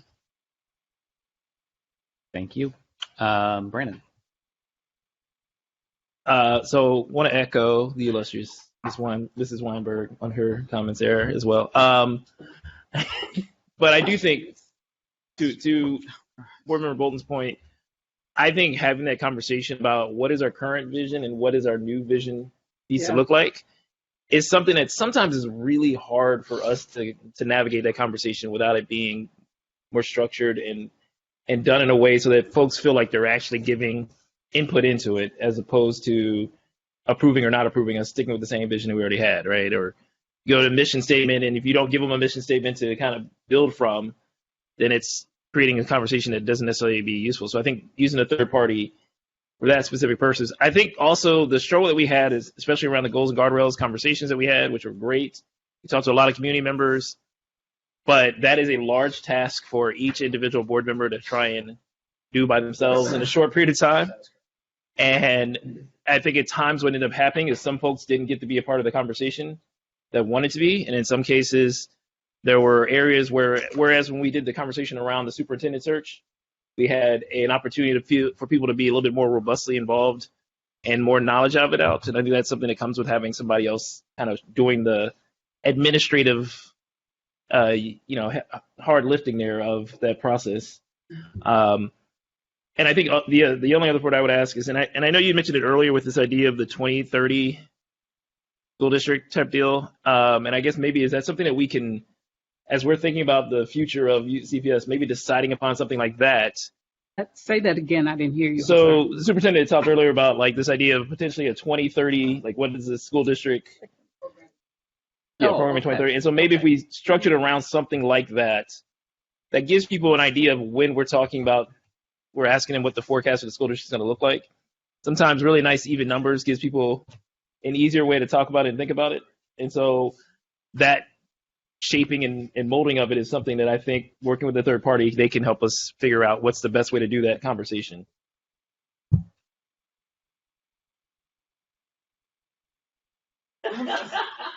Something important. I think we've heard everybody except from Mike and for Kareem. Anything you'd like to add or questions you want to ask? No, I think that I agree with what we decided on before.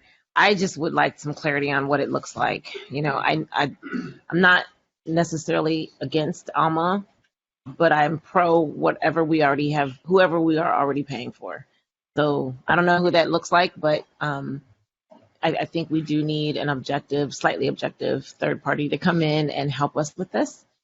I would just kind of like to get into the next level. So what are we looking? Is this looking like what we did years ago that I sent everybody? Is this looking like some sort of metamorphosis from our perspective? I would like to understand.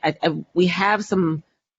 I see the superintendent's plan, and I mean it sounds great, but it sounds like there's significant overlap, and there is a way for us to marry these two, but I think that there needs to be clarity around what is the superintendent doing, what is the board doing, and then when is their alignment together. I don't see enough of that. So I think that we need to just flush that out. I think it's a good question. I might actually invite Eve to share, like, or the superintendent too, if you have a different. But I think you've put some real thought into this and might be able to. And I'm basing it on these discussions that we've had. I think that the similarity is that the board is very much a focus of it. We shouldn't be doing the facilitation of the group or whatever. But indeed, I think it's good for a board member to be at whatever these other groups might be. People seem to appreciate it, not necessarily participate, but be there. I think so that's a similarity with what we've done before, is that there was board profile about it. I think there's a similarity too, that it is community focused rather than necessarily internal CPS kind of developing it.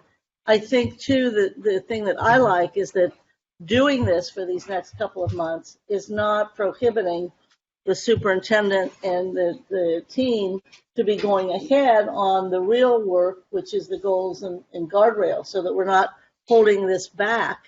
And it'd be great. We'll see how that all transpires. So it's concurrent. It's a parallel effort because we've done such good work on goals and guardrails. And then I think the other piece of it is it's so narrowly defined. It's not like we're starting over. It's not even like where we were at the last strategic plan, where we hadn't had a strategic plan for many years, actually, and we had not had extensive community engagement previously, because now we have. I just think we're in such a different place that we can hit the ground running while the administration is continuing its work. We can still impact the 24 budget to a certain extent, but we've also got the community knowing that they help create and belong with us together, all of us, in shared vision and mission. So I think this is a way to kind of accelerate, but we've got to remember, we've been doing this now for 2.5 years. I mean, really, when you talk in terms of the work done for the selection of the superintendent, and then all of the stuff that's followed, all this governance piece, we're in a very good place to be able to go to the community and say, help us, and we're going to follow your lead, community, in helping us determine what is the vision and the mission. And still we move ahead. It doesn't prevent that. And I will say, the last time we did it, part of it was fantastic, but as I mentioned to Kareem, we also had 3 different consultants throughout the process. Mm-hmm. The administration did all this percentage and that percentage. All that stuff was being done, so it has that similarity too. But remember, the last time we did this, we did not do vision, mission, let alone forecast. We were really assessing where we were, like that SWOT analysis that you sent out, Kareem, which was fantastic. What are those, defining who we are right now, but what we want the district to be and where we want it to be. What's the vision, mission? I think it's a very exciting difference, and yet a parallel with the work that the superintendent and others can be doing with the goals and guardrails. So did you have any other questions? I was going to ask, I don't think we've heard from Mike yet either, but I don't want to cut you off though. Well, I still like the clarity. I just want to understand what that looks like. That's all.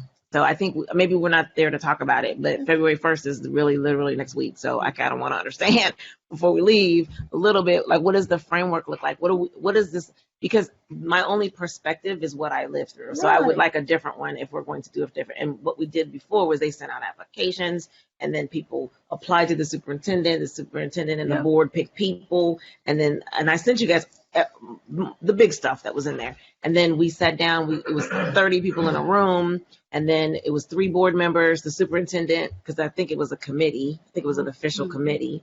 And then we had to align on what each of the committee members wanted to focus on, what area we wanted to focus on. And then they kind of grouped us into those areas. And Ryan took the lead because he does strategic planning. Right. But then we had the 3 different categories. And then we, as community members, decided on where we felt our interests would align best. And then I remember the superintendent was there, but I remember like the board members were assigned to the specific breakouts to listen and to help facilitate and take notes with a staff member. So it was very much in tandem, but I don't hear us fleshing that out. That's what I'm asking. I think what we have before us, narrowly defining the vision, mission, which is so important, sure, and the forecast is such a more narrow. It is not as expansive. Sure. Plus, we've done this stuff regarding goals and guardrails, and the governance, and we're working through the roles. So I think I think there's enough similarity in that we're focused on the community, but our efforts are narrowly defined as to what we want to come up with, because we've basically given over to the administration the instructional piece of the guardrails and the goals. So I think that would. No, I and we'll need get a you. third party to help us figure out what get you. it absolutely looks like. I just was wondering, I think I'm asking more of the process Fair. and how we're going to do this, not the topics. Like, are we going to have a number? How many community members are we going to have a team? Or are we just going to do listening sessions? Like, what are we, I think I'm asking about the process. No, I think we see what the third party comes up with. I would just offer along those lines, everything Dr. Moffitt said was correct except for one thing. And the one thing was, what? I can't wait. Was that we picked people for the committee. That's untrue.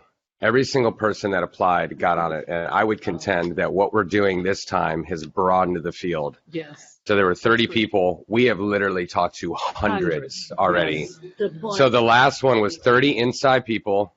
No offense, but you were about as inside with the district, Craig Rosen types of the world, Carol Gibbs. I love these people. This is not, but it was like the same with you call them board groupies. And no, I'm not. I do. Yeah, no. Yeah, this is not. Yeah, no. But that's who was there. Yeah, no. But and it's cool, you know. But that was who it was, right, Dr. Rob? I mean, that's. Yeah, people that knew us, and we're here. So I really, quite frankly, think that what we're doing now is a little more egalitarian in some respects. But everything in that process was correct. So I like where we're at. That didn't answer your question, like what are we going to do process-wise. But I just think we're doing a good job, I guess is all I'm saying. And I look forward to see what we do next. And I'll put a vote for the third party. Seems like a sound idea. Yeah. Thank you, Mike. Superintendent? Yeah, I do want to make sure that there's clarity in to Board Member Moffitt's point. And I know the information was sent to the board. I was copied. Dr. Moffitt copied me on that information as well.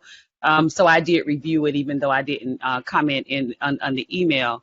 But I want to make sure that in terms of this portion of it, as we begin to start what our work looks like, right? And our work really looks like moving forward around the initiative planning, around the strategies that go along with the goals and guardrails.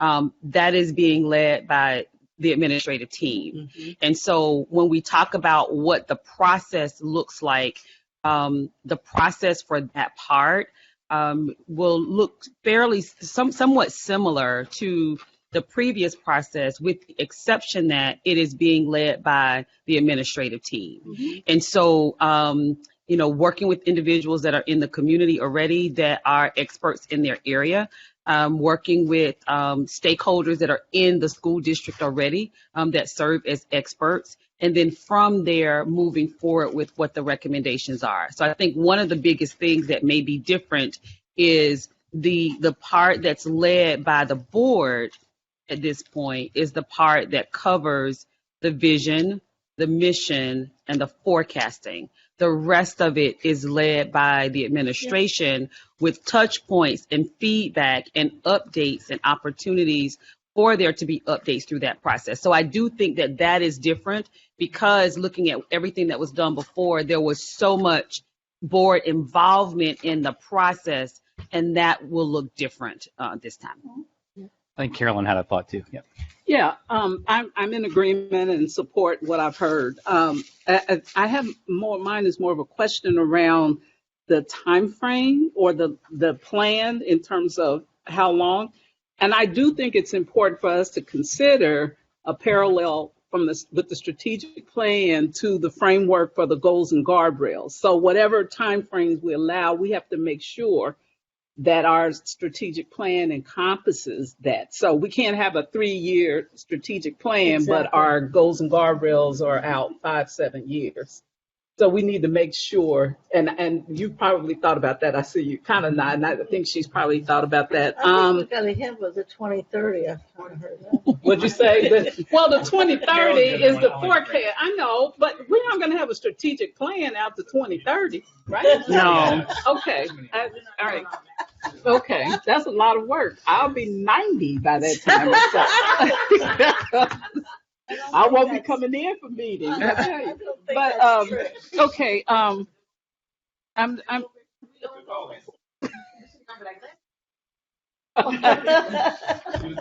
okay. What was my other? I had one more. Lord, It'll come back. it'll come back. Okay. Just kind of two questions, and I think this is more for the after we have created something that will be a strategic plan. I think one of the things we as a district have really struggled on is every time we come up with some new initiative and that kind of deal, we do this rollout that doesn't really tap into people in a way that fully informs them, and really kind of goes back to some of the same folks. And so, just maybe briefly talking about the awareness that phase 5 kind of idea, and especially because I think we've had so much success with the financial town halls, the transportation town halls, the present town halls, that because I have a person in my office who regularly tells me every day about all these great times I get to hear from the superintendent and these great times I get to go learn about this part.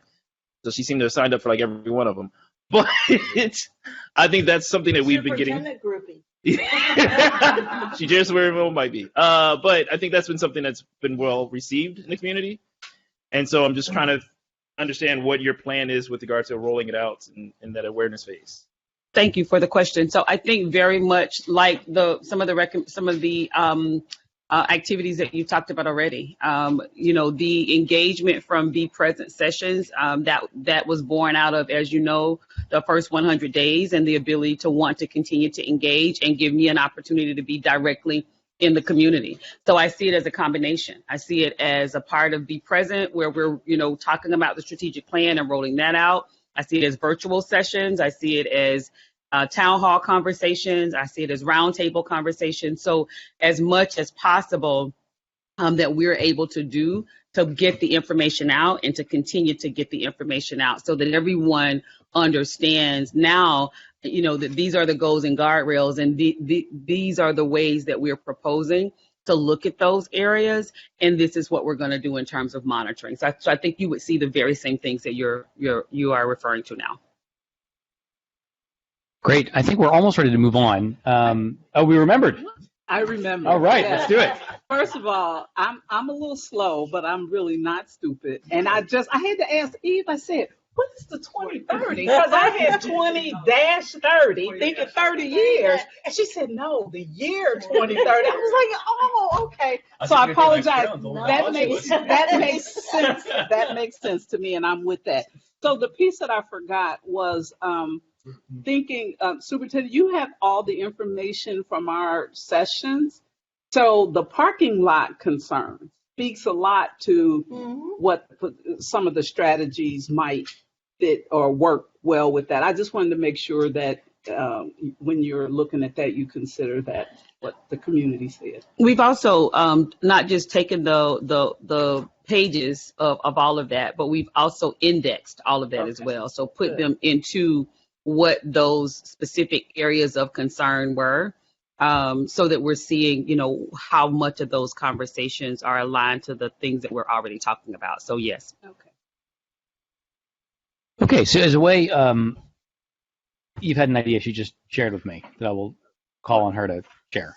Recognizing where we are in the calendar and what we want to accomplish, if it pleases enough people, I'd like to make a motion that we accept the superintendent's timeline of the proposed strategic plan, and that we agree that we are seeking a third party to facilitate for a 2 month to 3 month engagement process for us to design and endorse and share or whatever the vision, mission, and forecast for the district. I would add, I would like it to be Alma, but if Alma is not available, we should seek it. What I heard would be another third party, but there would have to be a third party.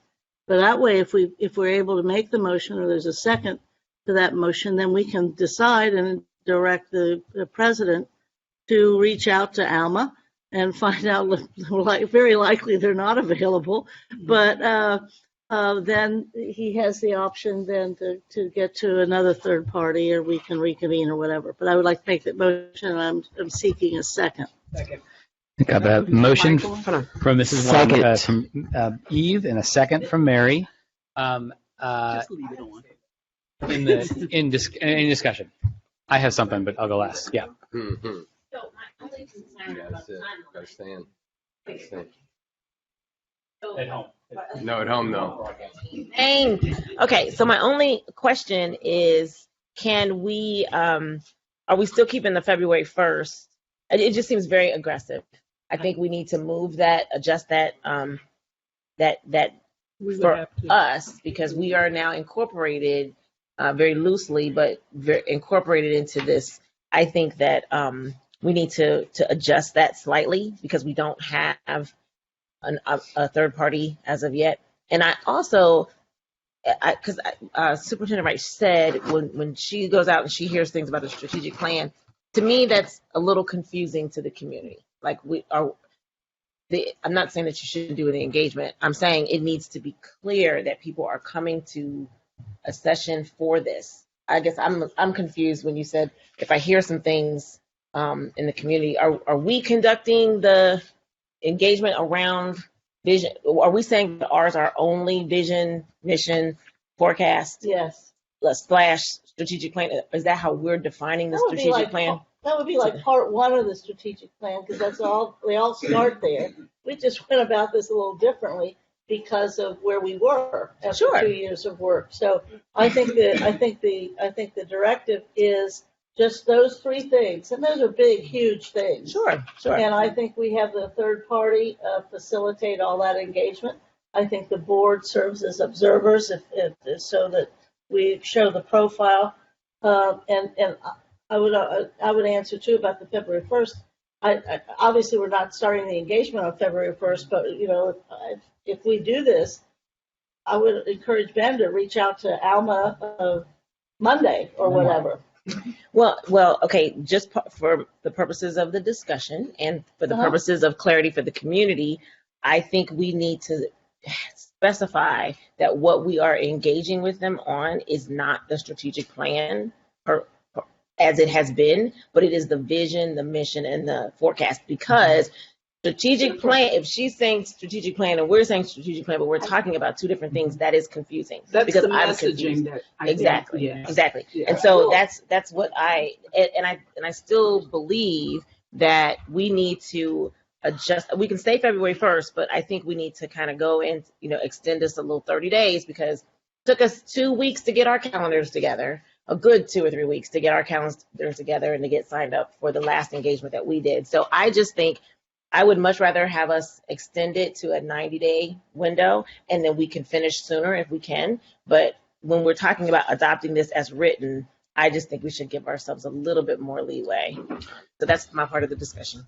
Thank you, Dr. Moffitt. I think in a second I want to come back to Eve and see if this is a friendly amendment or one that we should vote on. But it sounds like the superintendent has a perspective. So possibly in terms of the timeline, when we're talking about strategic plan, we are talking about work groups. So we are talking about engaging with individuals, them becoming part of the work group.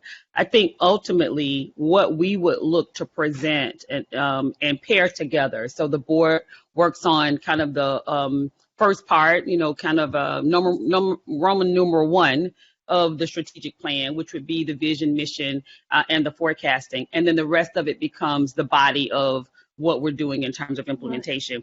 So for us, really, I don't know that we would need to have the vision, mission, and forecasting piece we would need to have it prior to that the April 24th board meeting. If as we get involved in the work, if we're still in the process of that timeline. So that really gives the board more of an opportunity to do their level of engagement and what that engagement looks like.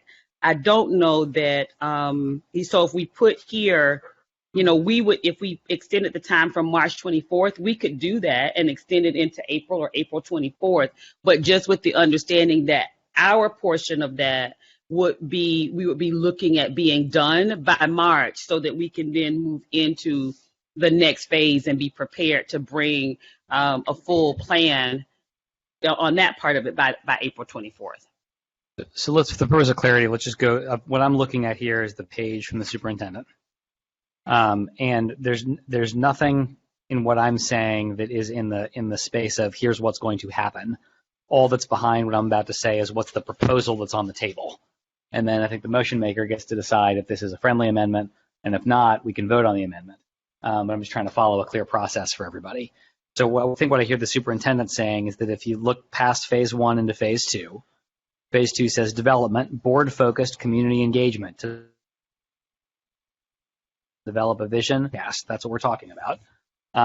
The current date on there says March 24th. And so I think the request from Kareem was that we give ourselves a little more breathing room to do that, given calendars and all kinds of things.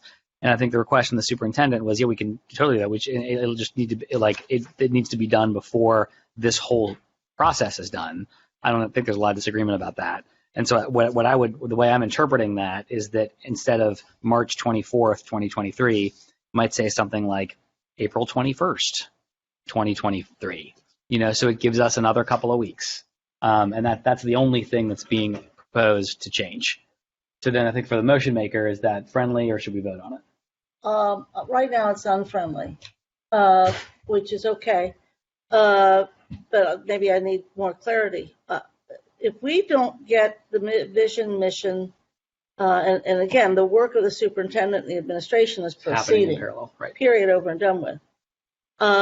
If we are not kind of secure about our vision, mission, and forecast, I'm not sure that it can impact the next year's budget, because there will be some big decisions along the way. I mean, I was thinking it was going to start later than February 1st. I thought that's where the amendment started. But if we want to, we're going to be adopting the strategic plan at the April 24th meeting. Are you saying we would instead adopt it at the first meeting in May? I don't think so. I don't think that's the proposal. Okay. So what's help me out. The proposal is just to give ourselves more time to do the engagement with the third party in the community. Okay. So that there's enough time for just the realities of people's schedules and availability. So what we're going to adopt on April 24th is really the implementation plan that is working its way from the goals and guardrails. Well, I hear your point, Eve, that those really we won't trying to bring these things together. Yeah. So maybe Kareem, would your amendment work if instead of April 24th it were like April 15th? That would give us enough time to have a little bit more. We're really talking about the difference of 2 weeks. Yeah, I was going to suggest that. There's not a whole lot we have to do in terms of structuring the process, because we know who the people are, we have contact information, all that. I do agree with Dr. Moffitt that we probably could use a little bit more, time, 6 but weeks not so maybe. much time that it but kicks not the so process much back. that it, yeah. But that gives them that gives administration a very short window to kind of bring all that stuff together. What about April 3rd? April 3rd is on. That's Base. 2. It was basically adding 1 more week and change 2 weeks. April 3rd for which? Phase 2? Phase 2. I just looked at the first date. That's about First, but the first is on a Saturday. So Yeah. that's about 6 weeks. So if we do that Friday. 7th, yeah. So April 7th. what I'm cheating a little bit. We could vote on all these things. I just think we're so close. I'm trying to get it. So I think Kareem, if it were instead of April, would run the risk of pushing the whole thing back. So if we're going to vote on something that's really integrated, there needs to be time to do that integration. It might kick the whole thing back several weeks. Yeah. But I do think your point is well taken. Could we get a friendly amendment that said April 7th? We're buying us In more phase than 3? for phase 2. 2. So For pushing the phase March 2. 24th. Instead of ending March 24th, it would end April 7th. I think that would be well received. I think well offered. So and that's friendly. Yeah, it's the April 7th in phase 2 of the superintendent's. Good. And the rest is the same. So we have an amended resolution where the only thing that has changed is the phase 2 row end date is changing from March 24th to April 7th. Yeah, that's friendly. Are there any other discussion or amendments on the motion? Then we'll vote. Ms. Wagner, would you call the vote, please? Ms. Bolton? Aye. Mr. Craig? Yes. Ms. Jones? Yes. Dr. Moffitt? Yes. Mr. Morosky? Yes. Mrs. Weinberg? Yes. President Lindy? Yes. Cool. Okay, well done, team. Good. Okay. We are going to get out of here early. It's just not going to be that much early. Early compared to what? Early compared to 2. Okay. All right. So, okay. So we're down to our last 2 items here. One is on governance training, and one is on eval and progress monitoring. Those are short. I think these are quicker. I promise. So I think on governance training, just to orient to this, I want to have a couple thank yous to everybody. We did a lot last calendar year on governance training. We did the 2 days in this room with Ray and with Cindy and with Leslie. We came up through several long sessions in this room with draft goals and guardrails. We then did a whole round of community feedback on those goals and guardrails that included over 20 different focus groups that were co-led by each of us, and another community survey that had hundreds, almost 1,000 people respond to it. And then we had 2 different long board meetings where we voted on, modified, and adopted different sets of those, culminating in our very last meeting of the calendar year. So I'm going to start by saying thank you to all of you for the work that it took to get where we are today. Looking ahead, my hypothesis is that calendar year 23 will be a little bit lighter, not to 0, but not quite as intense as last year was. And ultimately, what's happening right now is those goals and guardrails are already informing our budgeting and strategic planning process. That's been evident over the course of the day we've had together here. And where we want to be soon is that we're using those goals and guardrails to evaluate the superintendent. We can't really do that until next school year. The reason why we can't do that until next school year is because we want to give her and her team the chance to build a budget around those goals and guardrails, which is what's happening now. And we have this kind of 1-year evaluation tool, which we adopted in October, that we'll be using just for this school year. So that's where we've been. That's where we're going. Now, what that means is we have this, the rest of this school year, it's kind of in an in-between state. We've done all the research and adoption of the goals and guardrails. We're building the budget for next year. We can't really start using them to evaluate yet. So what's going to happen this spring, the proposal, I think from Carolyn and from Brandon and myself, who've been the liaisons for the council, is that we pick up a topic that has come up from all of you many, many times and is one of our priorities for these 3 months, which is that we revisit our bylaws. And I think this is a really good time for that to happen. And so there are a couple things. The purpose of this conversation is just to preview what the process is likely to be over the next several months and give people a chance to ask any questions about it. And that process should create multiple points for every single one of you to share ideas and feedback on ways in which our bylaws should evolve. But the proposal and the current thinking about the work that needs to happen is one. Brandon mentioned this earlier. One thing that needs to happen in our bylaws is they need to incorporate our updated committee structure. Like that changed last year. Our bylaws haven't. There's work that needs to happen to get those updated. There's another category of things that areas where we could make things clearer. Some of that comes up on topics like distinctions between board work and administrative work, or processes by which the board gets work done, requesting information, how things get on an agenda. It's not uncommon to hear different things from different board members about how those processes work. So I think there are opportunities to clarify and strengthen that in our bylaws. There also are, I think, some real efficiency wins. One topic that's come up multiple times is the idea of a consent agenda, which would be a powerful tool for making our meetings shorter and making sure that we can talk about the issues that are important to talk about as a full group. So all of those are things I think could come up in this bylaw review. And so the proposed process would have a couple steps. First, likely in February, we would have a full board discussion about any remaining questions around committee scope. what falls to Student Achievement Committee of the whole, what falls to health and safety, what falls to policy, what falls to finance. We've talked about that a couple times. Maybe there aren't any other questions that are around, but I think there may be a couple, and we'll have a chance to talk about that. Then the thought is that we then ask our policy committee to take a first swing at what an updated set of bylaws could look like. This would be a fabulous task, I think, for our policy committee. They would have input from all of us, like we do. There's some surveying. No winking at each other. I think there'd be a chance for board members to share some before policy committee does anything, like get some input from people on what questions or concerns or things they'd like to see addressed in that process. You would get any support or help that's helpful from Cindy and her team. I think they have a lot of good like model bylaws, model consent agenda things, but whatever the recommendations are would come from the policy committee's work. We'd then have another board meeting, could be more than one if we needed to, where we talk about those recommendations. Nothing is done until the board votes on the recommendation from the policy committee. And that process is not a short one. I mean, I think we're talking about a couple of months this, but we have all spring, and I think this is a nice time for this because the next, like this is just a naturally occurring opportunity for us to try to move that work.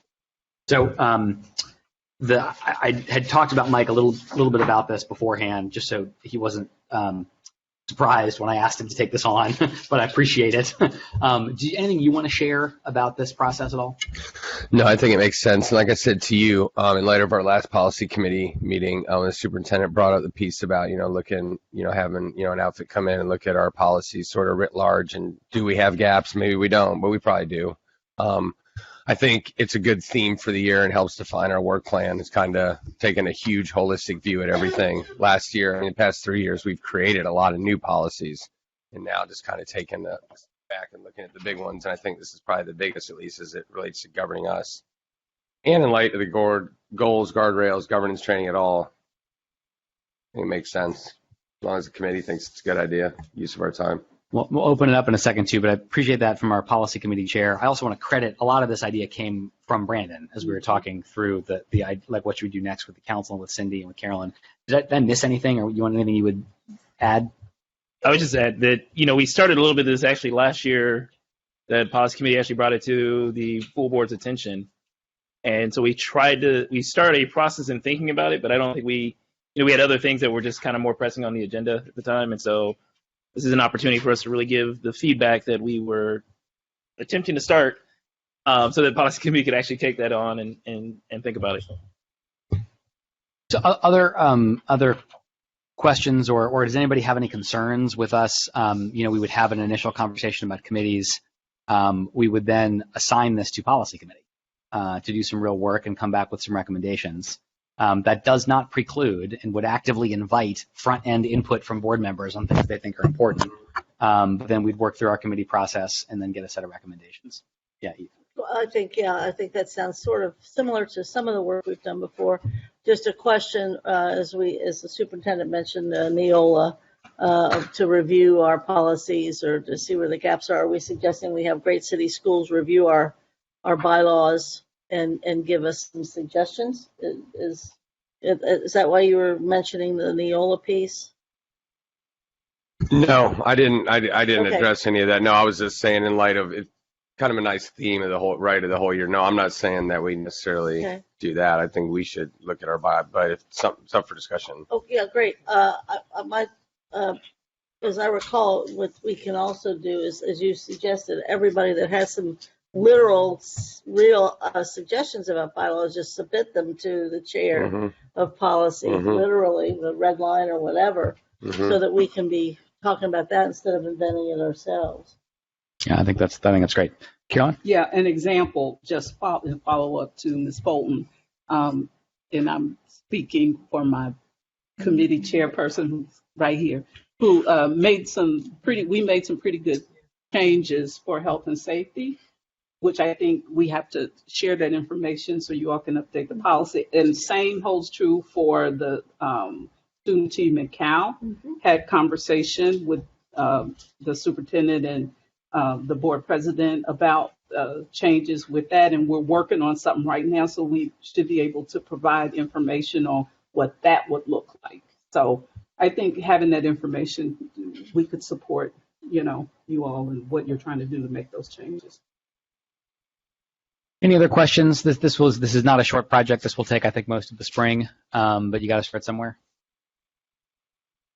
Okay, I told you that was shorter. So now we're moving to the last topic, and this one, guess, is even shorter. And this is just some reminders, which is that we have made a lot of progress in the last year, hiring a superintendent, doing the goals and guardrails process, voting on an evaluation tool that is aligned to evaluation language in the superintendent's contract, has really clear measurable outcomes that are determined in advance. There are not 30 of them. There's a small number of very targeted ones. And we have a big date coming up at the end of February where we're going to look at kind of mid-year progress on that. And so this is teed up for the February 27th, I think, meeting. It's a Monday. And this is, I think once we have the superintendent, once we have the goals, we have the evaluation tool, holding the administration accountable for outcomes for kids, I think is the next big lever we have. And so I think my request was going to be, and this is, I think, not new, and it's what we're already doing, but that we'll, I'd like board members to have a chance to really sit with the mid-year data in advance of the meeting and really take time to figure out what questions do I have, how close or far away are we, if we're not quite there, is this like, I'm not really that concerned, I'm medium concerned, I'm very concerned, what questions do I want to ask? And I also know that it's a lot of work to get that data together. And so I think my question for you is, about what date do you feel like board members could receive the mid-year information? That way people can plan for taking some time to review it and gather questions ahead of time. And if you need a minute to think about that, we could revisit this at our next meeting. I don't. We just finished testing yesterday. Mm-hmm. So it takes the team about 2 weeks to prepare the reportings that go along with testing. And so the date that they have right now to get that information to me is February the 13th. I think that week, the week of the 13th, I can get a snapshot of all of the data, at least by the week of the 13th. I can get a snapshot of the data out to the board. So if I'm just looking at pulling on my calendar here. So we have this board meeting is on the 27th. The week of the 13th is plenty early. I mean, could we say if board members got that, the 21st or the 22nd, that's still 5 or 6 days before the board meeting. Let's give you a little bit of time with it. If on the 21st, 22nd, sound okay? It does. Great. Any questions or concerns about any of that? Okay. Okay, so we have had a good and full morning and early afternoon. I think we've run through all of our topics. Is there anything else pressing that anybody would like to ask about before we go enjoy the rest of our weekends? Okay, I'll say good luck to our Cincinnati Bengals in our AFC Championship game tomorrow at 6:30. Who Dey? Having what's that? You guys got this. Thank you. I'll be watching. Having cheer him no other business before us other than ostracizing Mr. Morosky, I declare our meeting adjourned. Have a good weekend, everybody. All right.